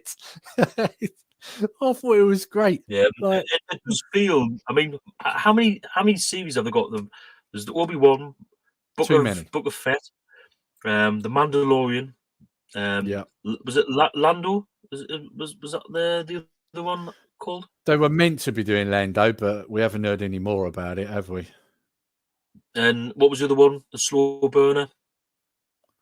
Andor. The one that we spoke about just before. Andor. So Yeah. I mean, that's like that's 5 or 6, and that's within quite a relatively short amount of time. Yeah. Well, this is it. And my problem is that, I mean, other than the glaring problems of like diversity and woke and all that crap they keep shoving down people's necks, which, to be honest with you, Star Wars always had in the past anyway. You didn't need to start making a point of shoving it in there, but that's besides the point. Other than that, it's just the fact that they have to try and explain everything, don't they? Now, like they've got to go into detail on every little thing. One of the things that made Star Wars so great was the mystery. It was the mystery that you didn't know all this stuff, and now they've got to explain it all away. Because they're trying to explain everything so much, that's what keeps tripping them up, Yeah. Whereas maybe they didn't go into things as much because they thought, oh, well, if we say that, it means that we might not be able to do this or that or the other. So we'll just kind of leave that for the viewer to kind of, dream up whichever, what they think,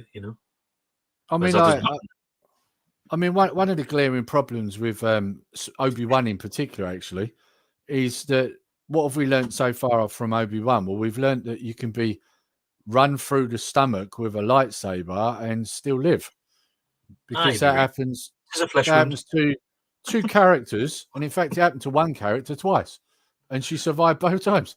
Like, it's ridiculous. Honestly, where's the peril now in Star Wars? Like, you know, yeah, it's. Oh, I don't know. Like the more they explain, the more they have to pick away at every single little thing. The more they do water it down. Absolutely, like Liam Neeson said, there's going to be no mystery left, and it's getting there now. Like, they have to keep going back to the original trilogy because it's the only thing that people want to watch. Unfortunately, every time they go back there, they ruin something, and that's the problem. I mean, Andor, that's good writing. That hasn't ruined anything. That's done a good job of explaining why Andor's the way he is in Rogue One. It's done a perfect job of it. Was that made in the UK or Andor? I think I read something. It was made. Yeah, it was. It's got a lot of British cast in it. There's loads in there. Yeah, probably another reason it's good. To be fair, we've got a lot of good actors over here. Let's hope we're doing something right in this country, because it doesn't feel like much at the minute. Didn't Darth Maul survive though? Yes, he did. Darth Maul's my favorite character from Star Wars, and maybe how short of a time is he really in that film? We need one about him. Yeah, but you're missing what Scott's saying here, though, Paul, because he came back, didn't he? If you watch, right? Okay, now I know you haven't seen Solo. Then, right? Okay, so in the animations, the Clone Wars, he comes back. He didn't die. It admittedly is stupid. It's stupid how he survived. Like he didn't look well last time I saw him. I must admit, he'd had better days. It is stupid the way he survived, but he's in. Someone tell me he's half robot or something like that. Yeah, basically, yeah. Oh no! So I could write this stuff. Believe it or not, this was actually written by Dave Filoni and George Lucas. So when this came about, because it was the Clone Wars, but the way they explained it away was that his hatred for Obi-Wan, because of what he did to him, managed to sustain him long enough for someone to basically give him a machine lower body. But what you find out in the cartoons, right, is that his mother is what they call she's basically like a Force witch, if you like. They kind of do the same things in the Force, but they use mysticism and magic, dark magic. So she manages to basically bring him back to life doing that. It's a bit stupid, but like you, I liked Darth Maul, so I could kind of accept it to a certain degree. Yeah, I mean, if you watch Solo, he's at the end of Solo, so you do actually see him in the movies. But of course, that film did not do well, so we probably won't see the next film, because the next film was actually meant to have Darth Maul playing a big part in it. Of course. So, because you find out that he takes over a crime syndicate. That's why you see him at the end of Solo. Yeah. Nice. So he takes over a crime syndicate, which is how it would have played into the next Solo film.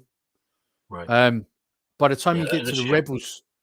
By the time you get to the Rebels cartoon, it's 4 years before A New Hope. Darth Maul's no longer in that position, so something's changed there. But we probably would have found that out in the later films, but they never did them. So, what did you think of the Clone Wars animated series? That was great, real proper Star Wars. Yeah, I enjoyed the Clone Wars. There were some filler episodes, a bit slow, but as a whole, most of it was good. That was one thing that Disney did do. They've done the last series. They finished that off. And that was one thing they actually did that was pretty good. But that was Dave Filoni, who's the same guy that's doing The Mandalorian. So that explains a lot. I've got to say, if they did make a series on Darth Maul, unfortunately, it would absolutely destroy my love for him, because somehow, some way, they would make him into a good guy. And like when I was watching the Book of Boba Fett, like I can't help but be disappointed because he's a good guy.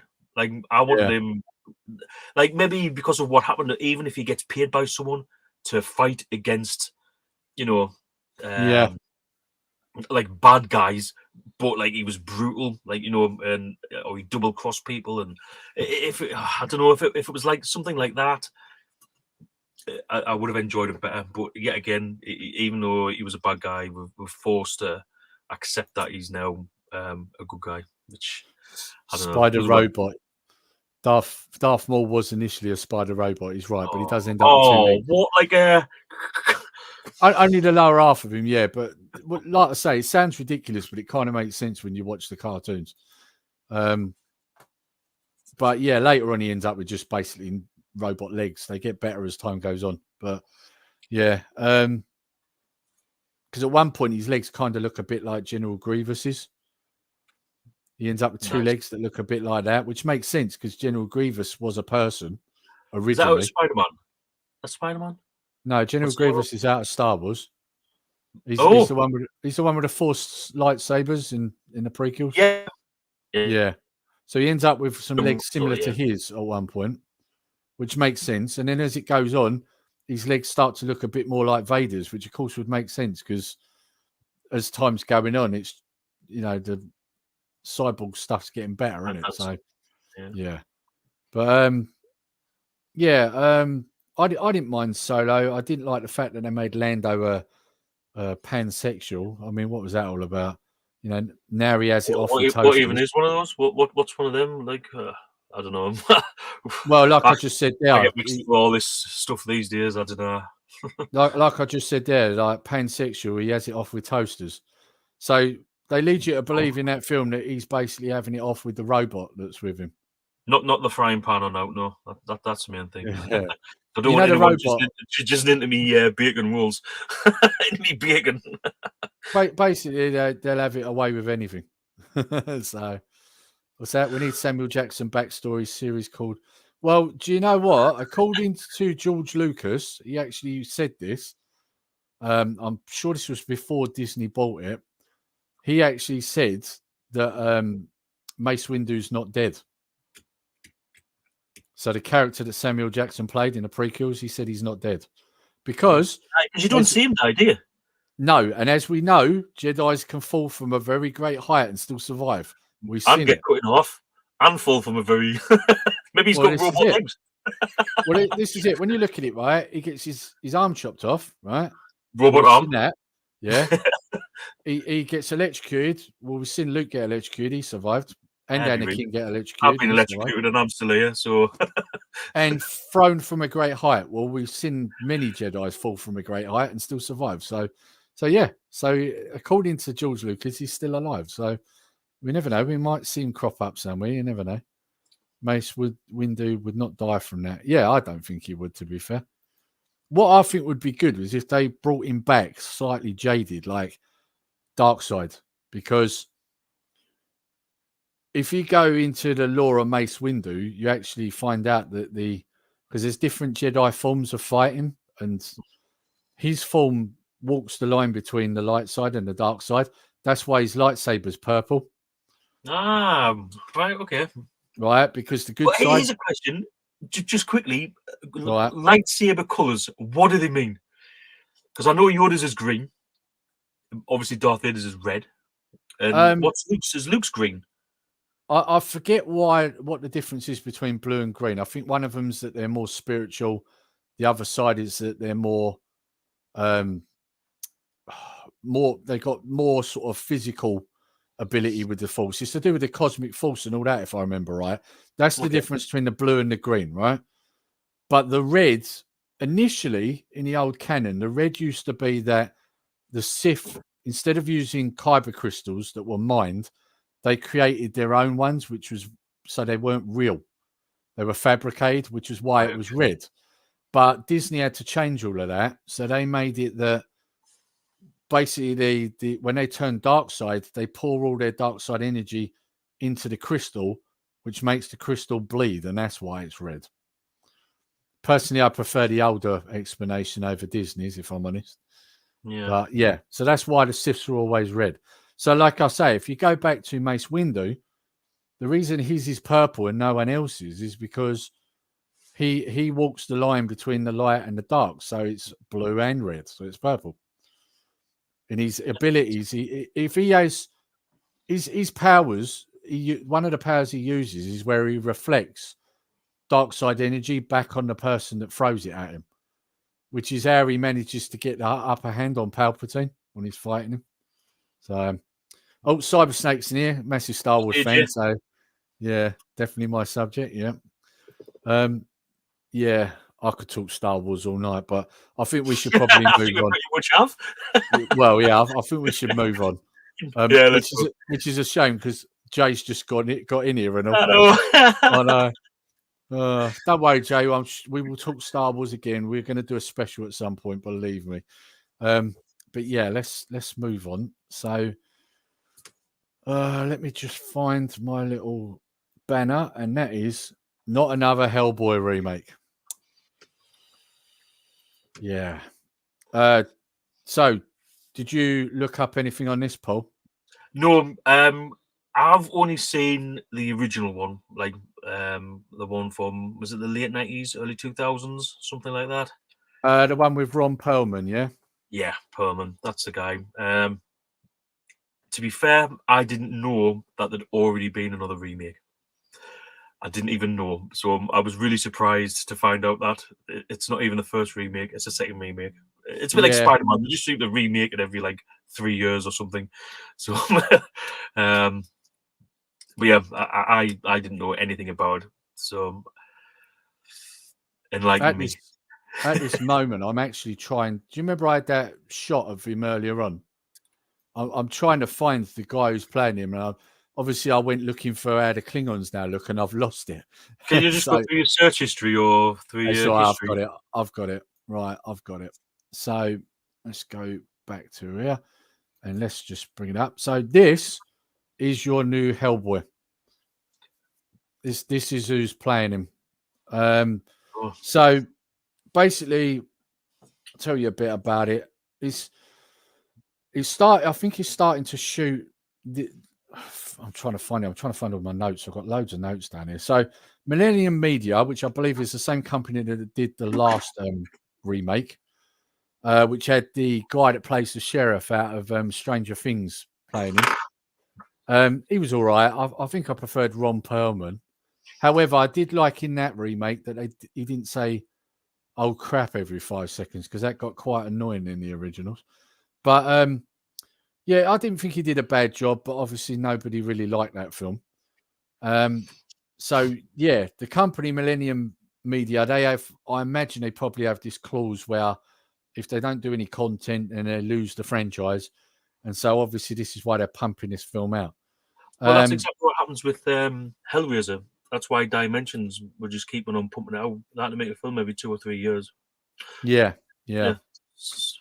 Same thing. But we'll talk about Hellraiser in another episode. Oh, yeah, for sure. Yeah, that deserves a whole stream, that one. Oh, yeah. So this one's going to be called Hellboy the Crooked Man, which apparently is based off a comic. I'll be honest, I haven't read that comic. I know some stuff about Hellboy, but not a massive amount. But what I do know is, like I say, that guy's Jack Kessie. Doesn't really look like Hellboy to me. I'll be honest, people in the past probably looked more the part, I would say. From what I've heard, let's put him back up again. I've heard he's what's he been in? Like, has he been in much else, or? He just look familiar to me. That's all. I can't remember seeing him before. He has, but I'm trying to remember what. I can't remember what. Let's have a look. See if it says here. I remember reading something. Actually, Deadpool 2. Deadpool 2. Yeah, Deadpool 2. I didn't mind Deadpool 2, actually. I like Deadpool. And apparently he'd been in something else with Orlando Bloom as well. Lionsgate featured Dark Web. Starred opposite Orlando Bloom in Millennium's The Outpost. So, yeah, nothing I've really watched, I'll be honest. I mean, I've seen Deadpool 2, but I don't remember him in it. So, yeah, he's like I say, he's the lead. April, that's when it starts. They start filming in April. And apparently Brian Taylor's directing it. So, yeah, I'll be honest, I'm a bit sort of Hellboyed out, I think, at this point. like I say, I didn't mind the original with the exception of the old crap every 2 seconds. That got old fast. You know, the last one. The guy who played him though, he played him like it looked like Yeah. when I think Hellboy, that's what I think of. I don't think it was Yeah, Ron Perlman. I mean, obviously there was a lot of makeup, but even still, there was some facial structures that kind of worked for him. Even with the guy who played him in the second one, I forget his name. It's the guy that played the sheriff in Stranger Things. He played him quite well and even looked the part to a certain degree. This new guy that they've got, I just don't see it. You know, David Harbour, that's his name. David Harbour played him last time. Hang on, we got a lot of comments about Hellboy. So, right. So, what's this? I like the one that came out in early 2000s. Yeah, that was Ron Perlman. Because there was the first one, and then the second one was the Golden Army, which had one of the Goss brothers playing the bad guy. Same guy, I believe, that played the lead bad in Blade 2. Yeah, that's right. Yeah. Yeah. Oh, was it Blade 3?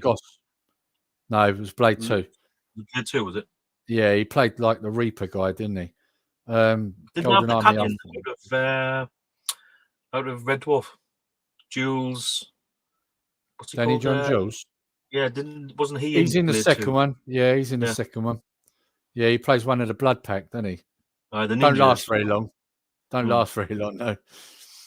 Didn't the last, I'm guessing that's meant to say Hellboy remake, flop terribly. Yeah, it did. I mean, it's not bad. It's not bad. Unfortunately, it kind of come out during the pandemic, which didn't help it. But he looks old. But yeah, the new guy, like, he pictures I've seen him, he looks a bit skinny. Like, he's gonna have to wear some sort of suit, I would have thought, unless they're gonna get him to massively bulk up. I don't know. Hell toy boy. They might just give him a fake chest, a bit like what Khan didn't wear for the Wrath of Khan. Might give him a fake chest. I still can't believe that was a rumor that went round that they tried to say that I've never even heard of that, but that's brilliant. Yeah, Montalban, like he did 200 press ups a day, every day of his life. That's how he had that chest, you know. And I always find it funny when they always say that he had a prosthetic. He didn't. That was absolute nonsense. Prosthetic chest. How do you even come up with that rumor? Hellboy needs another remake. The last film was terrible. I'd see. Yeah, the last film was terrible, but does it need a remake this soon? Like, I mean, that last one only come out, I think, 3 years ago. I don't even think it's that, actually, thinking about it. Wasn't the director of the last Hellboy that the guy that did Dog Soldiers? I don't know. I'll be honest. Off the top of my head, I don't know. Feel free to Google it and let us know in the comments. I mean, Dog Soldiers was a great film. I loved that. Yeah. Such a good film. And in fact, actually, if any of you follow Scott, he's got something Dog Soldiers related in the retro realm at the moment, haven't you, Scott? So if you don't follow Scott's YouTube channel, get over and have a look, because I'm sure he did a short on it, didn't he, Paul? I think so. Yeah. Yeah. Some good shots on the shop. Yeah. Not sure. Underrated, just more unknown. Everyone that has seen it loves it, but they did a terrible job of marketing for it. What are we on about here, Martin? Are we on about the last version of Hellboy? Because I think the marketing was the problem, that and the pandemic. Admittedly, I do agree to a certain degree that some of the story in it wasn't great either. No one heard of it unless you was into the movies. Yeah. Oh, how you doing? Ollie. Okay. The werewolves in it were great. None of this CGI stuff. I'm guessing we're on about Dog Soldiers again. Yeah, Dog Soldiers is a great film. I love that film. The best bit is when that one gets into the kitchen and Spoonie's fighting it and he's just chucking everything at it in the kitchen, like foods, utensils. I think, when did that come out? Because like I'm sure I was in the army at the time, and like early 2000s, I think. Yeah, so like I always remember having like a bit of a link with it. because I think I was in the army at the same time it came out. Hang on, the chat's moving so quick here. Yes, Neil Marshall did direct the Hellboy remake. Right, okay. Cheers, Scott. What film would you not want to see remade? Oh, God. I don't know. Off the top They've of my already head, done. that's a hard one. Huh? Oh, RoboCop and Total Recall. RoboCop and Total Recall was shocking remakes. So yeah, but I think he means what film do you think they should stay away from and not remake? They've already done them, haven't they? So, well, Planes, Trains, and Automobiles. There's another one that's getting remade, which you should definitely go on. Stay away from that. Here's the way I'd explain this, right? And I've said this many times before. I've even said it on some of the early videos on my channel, right? When I did film stuff before, right? It's quite a simple way of remakes. If you want to do a reboot or a remake, pick something that failed. Because if you pick something that did really well, whatever you do is never going to be as good, right? Good examples right there. RoboCop, Total Recall, they were great first time round. The remake was never going to touch it. There's so many things you could point out. Nightmare on Elm Street, for example. Look what they did with that. That's new version was absolutely shocking. Scott, could you imagine if they did Lost Boys? Oh God, yeah, if they did Lost Boys, Christ Almighty. Please God, no. I mean, another good example, right? If you look at Wrath of Khan, technically, although they changed it, they kind of did Wrath of Khan again when they did Into Darkness because Khan's in it. Good example right there. You picked a character that was portrayed perfectly, that everybody loved, and you brought him back in Into Darkness, and no one liked it. You know? What's that? Lost Day Them.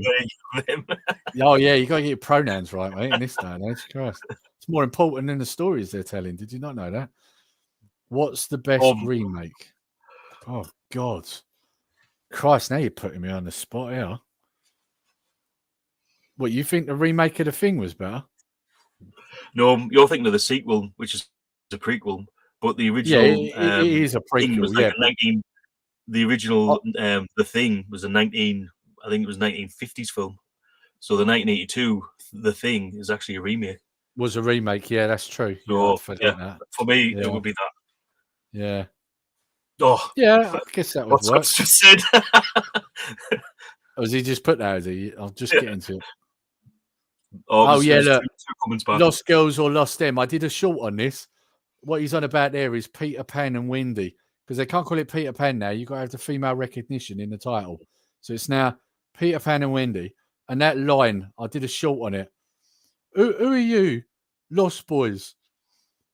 But you're not all boys. So, I mean, what? What idiot wrote that into the script? Like, come on. Got rocks in their head, I tell you. Oh, no. Well, that there, one day they'll remake the Terminator. Well, to be honest with you, they kind of already are, and they're ruining it anyway. Like Dark Fate is basically a rehash of they're not Terminator 1 and 2. It's not Cyberdyne, sorry. You know, it's a different. I know, but it's crap. Different thing. No. For me, Terminator ended after Terminator 2. I don't pay attention to anything else after that. 2.5 them. I think Back to the Future. Oh God, if they do that to Back to the Future, I swear to God, honestly, they need to leave that alone. There's loads of the Goonies. Goonies, yeah. Remake the Goonies. Although I mean, I know we've heard this a lot, but if you go on IMDb, they've actually got a date or at least a year for the next Goonies film marked out on there. Wow. Yeah. I can't remember what it is, but they have actually got it dated because it sounds like they're going to do it where something happens with their kids. And so as adults, they have to do something. There's going to be a Ghostbusters sort of thing. Kind of thing. Yeah. Like a passing of the torch, I suppose. Yeah. Aye. Well, it worked with Ghostbusters. I mean, Afterlife was a great film. Yeah. I've never seen the other one. I've wife seen didn't like it. I've seen bits, but that was only so I could criticize it. I must admit, I kind of enjoyed Salvation because I always wanted to see a movie where it was set in the future about the war with them, and that kind of scratched that itch. Do you know what I mean? So yeah, I didn't mind that one, and I really enjoyed, even though it looks a bit dodgy already, the CGI on Schwarzenegger, like the fight that he has with him. I really enjoyed that bit. Just the way they done it with the music, the da da da da da, and you just see him like coming out, and it's like, oh yeah, this is about to get good. And then he gets all of his skin ripped off him immediately. So it's like, I didn't mind it, but my issue with it was I would have preferred it if it looked more like it did in the first two films. You know, when you saw the flashbacks or very flash dark. forward. Yeah. Yeah, And of course, the reason it doesn't look like that is because they've changed events because of what happened in Terminator 2 and Terminator 3. aye. It's pushed the date back, so Yeah, it now yeah, looks it's different. different. Yeah. I get why it's the case, but I would have preferred it if it looked more like it does in Terminator 1 and 2. But, you know, you can't have everything. I agree with this. Great shout. Dredd was awesome. Yes, Dredd is an absolutely brilliant film. Unfortunately, they never did another one. They were meant to be doing a series called Mega City 1. I don't know what happened to that, but they never got around to doing it in the end, which is unfortunate. Goonies, a sequel. Yeah. Dredd was awesome. Yep. I love Dredd. I like Salvation 2. Yeah. Terminator 3 was terrible. I hated that. Biggest mistake with that was they made it a 12, if I remember right. And that just killed that film straight away. Yes, agreed, Paul. Yeah. Yeah. Right. Okay. Rumours are that Dredd is back on. I hope so, because Carl Urban is perfect in that role. And unlike a lot of these pretentious arsehole stars you get these days that have to show their face, Carl Urban was like, no, Dredd never took his helmet off in the comics. I'm not doing it. And, you know, all respect to him for that. He didn't have to show his face. People know who he is, you know? Is that a pint of red wine you've got there? No, I can't drink alcohol. I'm on blood thinners, mate. I'm drinking Coke at the moment. It just means you've got. That's the thing. All the things I enjoy doing, I can't vape. I can't drink alcohol. That sounds wrong, by the way. I can't drink alcohol. I'm on the coke. Well, all right, Coca-Cola. But I can't drink alcohol. I can't drink any energy drinks. Like, I'm pretty like screwed. Anything that you enjoy, I can't do. Rumors are that Dredd is back on. Yeah. Never liked anything after T2. No, me neither, really. Dredd 2 would be awesome. Yeah, it would, totally. Right. Okay. We've kind of gone off the topic a bit, so I'm going to move on to our next one. I'm sure this one will get a reaction. Indiana Jones 5. Are you looking forward to it? I know my answer to this. So probably about 2 hours ago, I said no, because I really did not enjoy the last one. You know, when you're going about CGI and stuff like that, you know, where he's swinging through the trees or just the alien skull sort of thing. It was just a no. I really didn't enjoy it. But I did watch the trailer and to the new one, and I think it looks interesting. I like how they've made him look young, a bit like what they've done with like Luke Skywalker, like in some of the scenes on the trailer.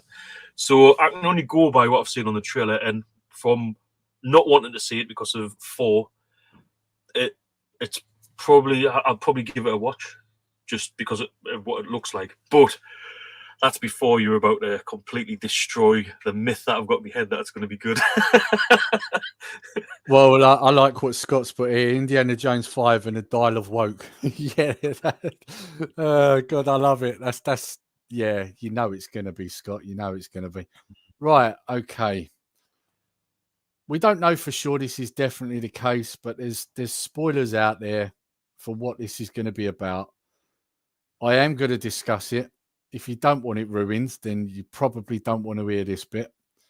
And of course, it could also turn out that it's completely wrong. But after I heard this and then saw the trailer, I was like, well, actually, the trailer would seem to support a lot of these things. So I'm going to just give it a few seconds for anybody who doesn't want it ruined to jump off, because I'm going to start talking about it. It is all over YouTube. So to be fair, most people probably already know this.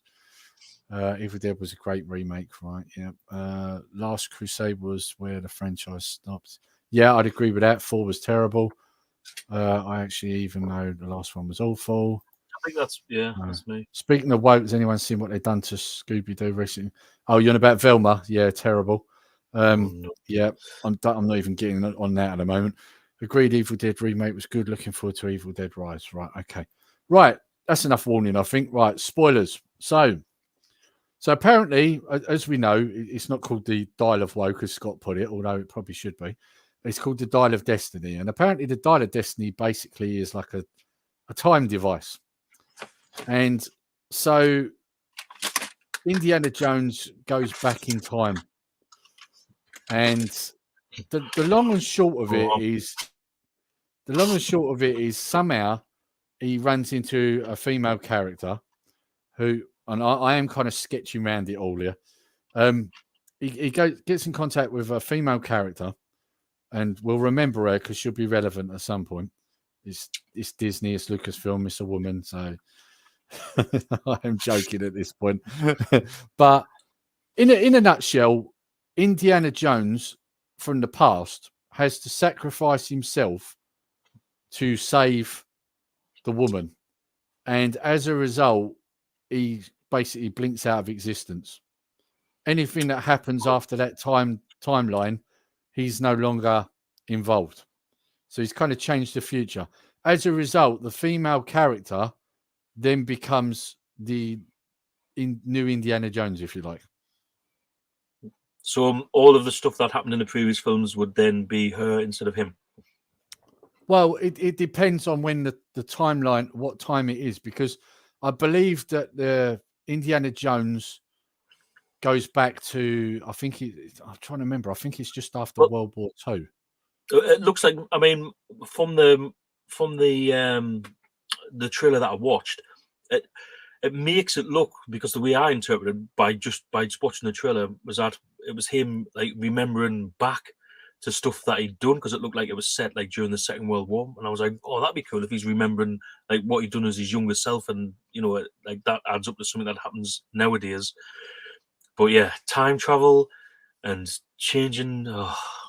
Yeah, I mean, like I say, I'm sure it's World War II that he's meant to travel back to. So he's obviously lived past that. I'm sure that's what time he goes back to. But basically, the Indiana Jones of that actual time ends up sacrificing himself to save them.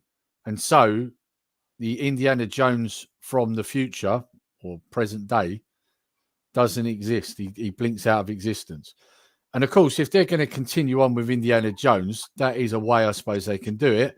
And we all know that they love their wokeness, and men are bad and women are great. So they've wrapped that up in a nice tidy bow if that's what they've done. However, as an Indiana Jones film, it's just going to suck, isn't it? So I think, it sounds to me like they might be cutting the nose off to spite the face. Yeah. Well, the thing is, this is Kathleen Kennedy's baby, this film. So, the fact that she's attached to this,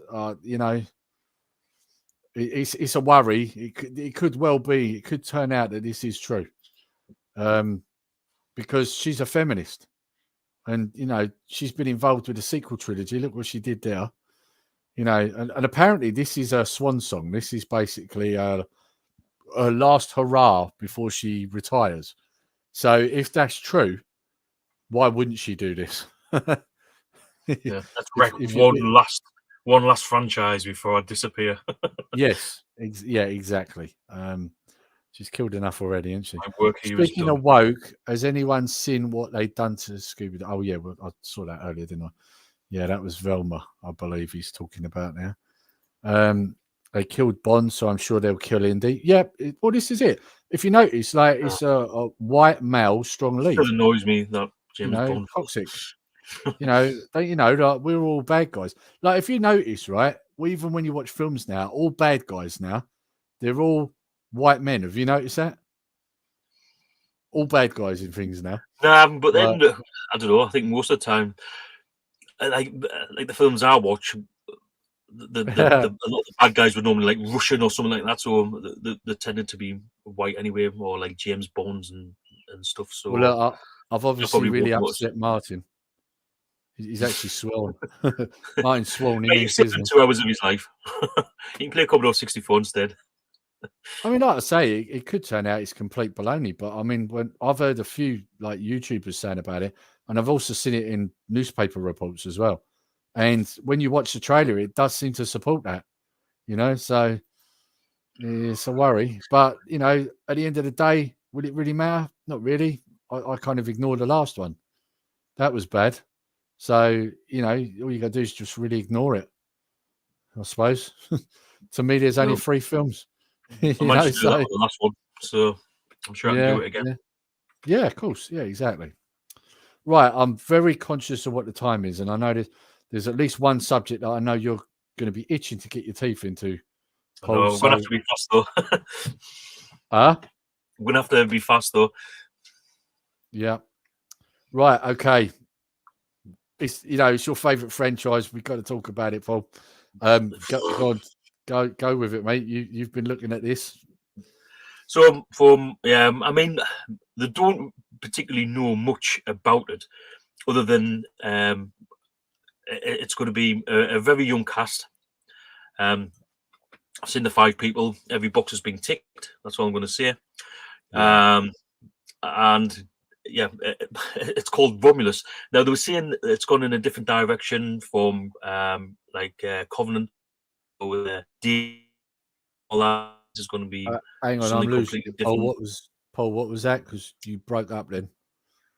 They're going to move away from like the story of Alien Covenant, with David and what have you. That's going to be left behind. And as far as I know, it's going to be 5 young teenagers versus an alien on an alien planet, and that's how much we know about it so far. Originally, I heard it was going to be a series, which I thought, oh, that'll be interesting. Like, I would definitely watch a series about it. But now it sounds like it's going to be a streaming movie, like straight to streaming services only movie. So, with a franchise that big, I'm just not sure how it's ever really going to do well. Although, Prey. If you took the words out of my mouth, the only thing I can really compare it to is Prey, and they did make absolutely, and it was a young cast as well, So like, I think everyone gets to enjoy it of a more varied age range. So they might get away with it. Just because we don't know who they are doesn't mean that they're going to be bad. So fingers crossed it's going to be good, but yeah, there's potential there where it can go wrong. And let's be honest, they went wrong with quite a few Alien films recently for my liking. I didn't really like the Prometheus sort of films much either. Nah, me neither. It was just a totally different film. It was more just like a science fiction movie that just happened to be based in the same universe. But personally, what I would like to see is, I think me and you spoke before about it possibly being set in the same universe as Blade Runner. I would love to see some sort of aliens where Blade Runner, like the mechanoids, or like see those 2 universes like knit together somehow, like a little bit of a crossover some way. Like maybe if it was set on Earth, or and maybe get like an egg back, and there's like a big thing kicks off, and the Blade Runner, what they call the Blade Runner robots, replicants. The replicants. It'd be great to see them like incorporate them into a film. But that's what I would like to see as a fan of both of them franchises. But I don't know. I guess we'll see, because that's pretty much all of the everything I know about it so far. I just want to address this. Like Prometheus, hated Covenant. I didn't like Prometheus. I thought it was a mess. I thought it was an absolute mess. Just goes off in so many different directions.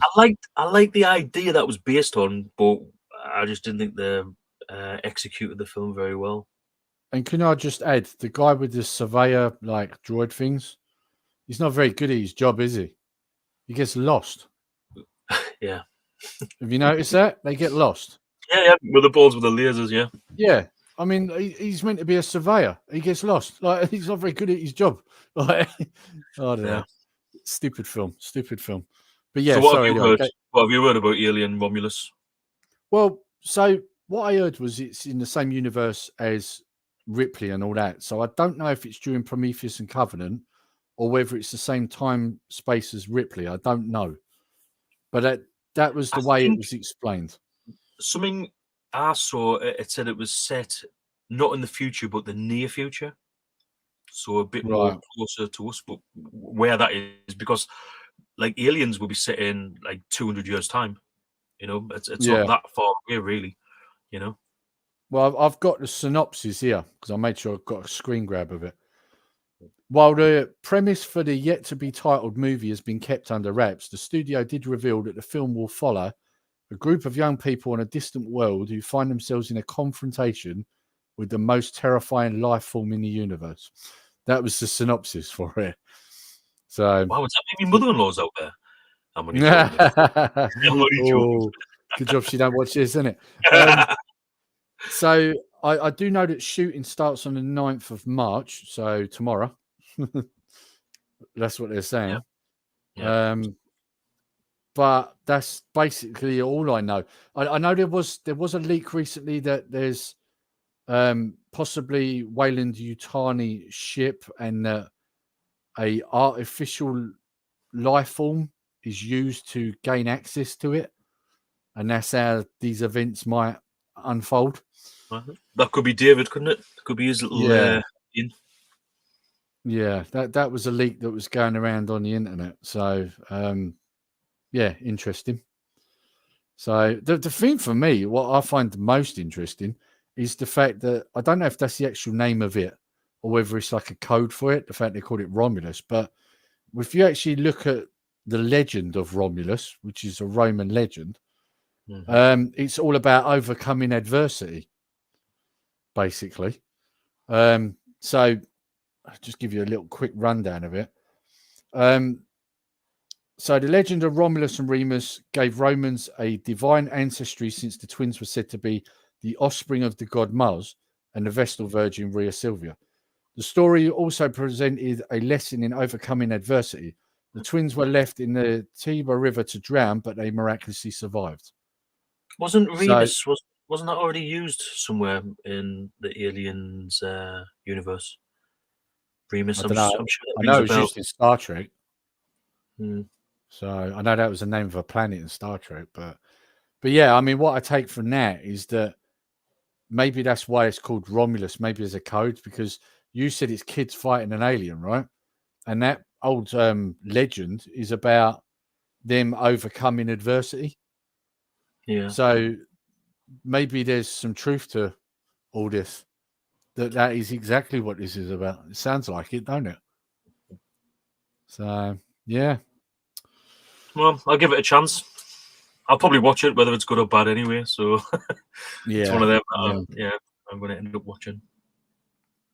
Right, I'm just going to squeeze one more topic in because we're not going to get to the last one or the last two because we ain't got enough time. But I definitely want to get this one in because I think it's relevant. And that is Ant-Man 3 is bombing. Let's talk about this one. So yeah, woke garbage. That's all I'm going to say, really. I've got to see it. I did enjoy the first one. I enjoyed the first one. I thought it was all right. I did. It was good film. Yeah. Second one was okay. This one, I'll be honest, I haven't watched it, but I don't need to.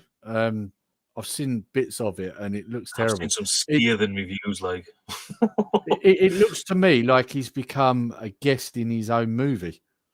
Yeah, it seems to be more. There's a few people in that they say are completely irrelevant. That there's no point in them being there. Yeah, apparently, Michael Douglas's character, who's Hank Pym, he's just a bus driver in it. Like he just drives them around. Like, from what I can tell, it seems to be more about the daughter and Michelle Pfeiffer's character, which is, so, and also the fact that what the story's about ends up not being relevant by the end of the film. Like that's basically the way it was explained to me. It sounds like another sort of time travel sort of thing, where they go to like either it's a multiverse, or they go to something like that, and whatever Yeah. happens, it doesn't really make any difference anyway because it all just resets back to where it was in the first place. So that you're actually left with no doubt whatsoever that watching it was a complete waste of time. Waste of time. Yeah. Yeah. And I'll be honest, the other reason why I haven't watched it is because the last good Marvel film I saw was the last Spider-Man film. Anything after that has just been complete garbage. I mean, I watched, oh God, and I did this to myself. I watched Doctor Strange and the Multiverse of Madness, or whatever it's called. And, you know, that ended up more about Scarlet Witch and that character that come from another universe. I don't know what her name is, something America or whatever. It ended up more about them two. And I mean, you know, I just don't get it. Like, Scarlet Witch is the most powerful character in the Marvel universe, hands down, right? How do you manage to put her in a film and it sucks so bad? Like, you got two sorcerers, or sorcerers basically fighting each other. Yet you made that film terrible. Like, how is that possible? I just don't get it. Have you seen it? No. Well, my Nah. advice to you is don't. Like, that's my advice to you. Just do not watch it. I like Cumberbatch as well, but it's So do I, but even he couldn't save that film. Yeah. No, I've not seen it, mate. Yeah, Ant-Man 2. Yeah, it wasn't as good. The first one was better. I preferred the first one. It was self-contained, nice little film, funny. And it was funny where it needed to be funny as well. It wasn't just like now where they're putting jokes in just for the sake of it, you know. Apparently the daughter's extremely annoying throughout the whole film. Yeah, I've heard that. Yeah. Borefest, woke bollocks. Yeah, totally agree. I mean, Love and Thunder, I didn't even bother watching that. I saw trailers and I was like, I just checked out straight away.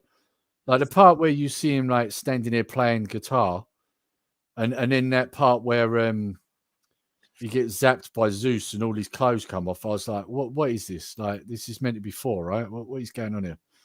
Like, obviously the missus went and watched it. And my son went with her and he said, Dad, you wouldn't have liked. My son knows me so well, right? He come home and he went, Dad, you wouldn't have liked it. It's a pile of woke trash. That was what he said to me. Yeah, straight away. He knows you so well.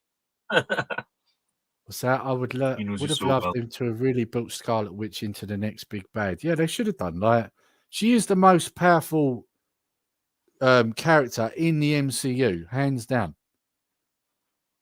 He is beyond Thanos levels of power and could have been that next Avenger level threat. Oh, he's on about. I think he's on about the bad guy from Ant-Man 3. Kang, he's talking about. Could have used. Apparently, the guy who plays him is really, really good, though. Apparently, like, he's in Creed 3. But yeah, but they said that he was the standout performance of the whole film.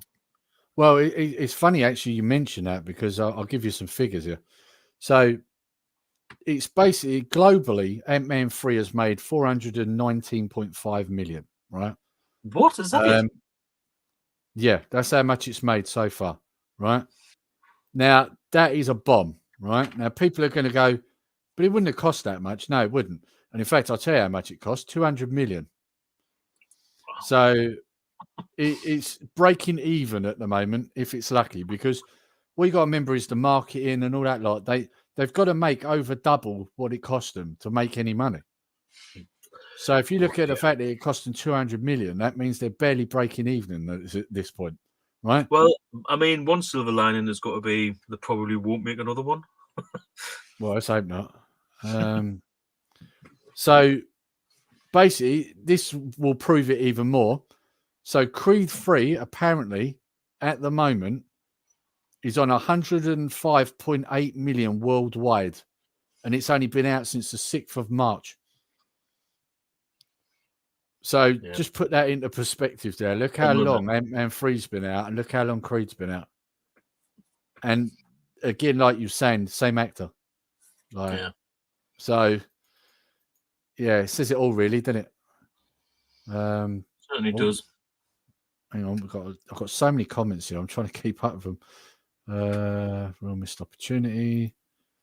Sorry, I said he rather than she. Oh, right, you're on about Scarlet Witch. Sorry, I thought you was on about Kang out of the new Ant-Man, because he's meant to be quite a powerful guy too. But it sounds like they completely like ruined him and nerfed him in this film. I was talking about Scarlet Witch. Yeah, typing too fast. Scarlet Witch would have been a much better next level threat compared to Kang. Yeah, probably would have. But then if you read the comments, and I'm guessing that Chef is not around because we're talking Marvel and he's not said a word. So quite clearly, Chef's buggered off, hasn't he? Like, It's coming at the end going, awesome stream, lads. yeah. Like, I'm sure he would have jumped in and said this, but as he's not here, I'll say it. In the comics, Kang is quite a threat. Hell of a lot more than what it sounds like the film's made him. So, but yeah, so there were other things I was going to talk about, but they'll take far too long. So we haven't got time for that. And we can always talk about them on a later date anyway, because they're not really I'm sure we will. pressing right now. Let's put it that way. We can talk about these anytime. So, but yeah, it's been fun having an education. I've really enjoyed tonight. I'll be honest. I've really enjoyed it's been this. It's been good crack. Oh, hang on. What we got here? Martin's put one more comment. He is a threat, but not on par with Scarlet Witch. Yeah. Well, the thing is that I know that Kang, he basically exists in several different universes at the same time, which is what makes him a threat. Although I would argue that makes him less of a threat because there has to be more of him for him to be a threat. Does that make sense? No. All right, okay. All right, look at it this way, right, Paul? If you got one Scarlet Witch, right, only one in one universe, and she can threaten all universes, just her, but you've got Kang in loads of different universes to be a threat, who's more dangerous? The one that's got more of himself in every universe, or the one that's only in one universe that could kill everyone in every universe? See what I'm saying now? Well, she can kill everyone. She can kill everyone. So, yeah. Like, good example, Matrix, right? I would argue that Smith's more of a threat in the first Matrix film than he is in the other two because he needs loads of him to try and beat Neo. And he loses every time. So you could say he's less of a threat when there's more of him. See what I'm saying? Well, I guess so. It's too late, isn't it? It's too late. Right, okay. I think we'll end it there. I thought Endgame was bad. I see that. I liked all them, to be honest. But I thought Infinity War was better, which Martin has said as well. Infinity War was better. Yeah. So, hang on. God, it jumped so quick, didn't it? I get you, right. I think Scott gets what I'm saying. Scarlet Witch, which sort of was. I got a feeling that Martin's a massive Scarlet Witch fan. Are you getting that vibe? Yeah, I've never even heard of her. I've no idea who it is. But I've just stayed away from superhero movies for so long, and there's that many now to watch. It's just like it's kind of overwhelming. Like I don't know where to start. So have you not seen the Avengers movies, Paul? I've seen like the first one, I think, and I've seen Iron Man and the Hulk and Spider-Man and that. And yeah, I've definitely seen the first one where they're in the flying. Like yeah, she's not in that one. Yeah, she's in. She first comes up in. Isn't not Loki who is like the Loki? Yeah. Is he not like the bad guy in that one? I'm sure it was in the first one. Yeah, I mean Scarlet Witch doesn't crop up until the second one, which is Age of Ultron. No, I've not seen that one. Yeah, that's why you don't know then, because she's in that one. She's in all the Avenger movies from that. So yeah. Yeah, she's. I will watch them. It's one of them ones where I'm like, I will watch it eventually, but I always feel like I should start again and watch them through. And now knowing how many there is and all the little spin-offs, and it's you've got to watch that one because he's in the Avengers, but you need to know why and all this. And it's just like, it's just overpowering because it's just like what was it, like 15 movies or something, 14 movies altogether. If you want to start from the beginning, and I just find it difficult. I might maybe if there's another COVID or something rocks up, I might get to watch them then. But until then, I'm gonna have to wait. My oldest, she first appears in Ultron because he's watched all these with me. So's Connor. Well, with the exception of these newer ones, because like me, I don't know about Kyle, but I know Connor's not really interested in these new ones. Sounds like Marvel was another special episode. Oh yeah, we will definitely do a Marvel one. Yeah, definitely. I mean, like what? I mean, with this stream, we haven't really planned like when we're going to do them. I think we kind of decided we'd do them if and when, wasn't it? Yeah, when we feel like it. So especially for you, it's like really the only stream I'll do is going to be Retro 5 ones. To be fair, you know. Yeah. Whereas I know you've got Micromaniacs, Retro 5, then you'll have this one as well. So yeah, it's, trying to fit it all in. Although I've got to be honest, I do enjoy talking films. I mean, like today's one, obviously, because it's the first one, we've done more of a relaxed approach. And we just talked about a bit of movie news and what we've been watching. But I mean, once we start getting on the specials and stuff. Yeah, I'm really looking forward to doing those. Yeah, they're going to be good. Yeah. Because then we can start getting like other people. Like I know, for example, if we wanted to do a horror stream, I know the first person we'd be asking would be Mr. Zombie. Yeah, of course it would. You know, so yeah, and that's it. Then we can start getting other people involved. It'll be fun. So, right, okay. I think we need to wrap this up here, don't you? I do. I'm starving. Cool. Right, okay. So all there's left to say is thanks for watching, guys. I hope you've enjoyed it. I know it's a little bit different, but hopefully you all enjoyed it. I know I did. I've enjoyed doing it. So, and I'm sure you did too, Paul. So makes a nice. I've had an education. I've been educated. That's why I wanted to do this for you, because I know that your knowledge just destroys me when it comes to films. I know about that means I've 5 films. That's about it. That means I've talked too much then. You have. That makes a change. It's only me. Right. Okay. Let's put our outro on. See you later, guys. Take care. I hope you enjoyed the stream.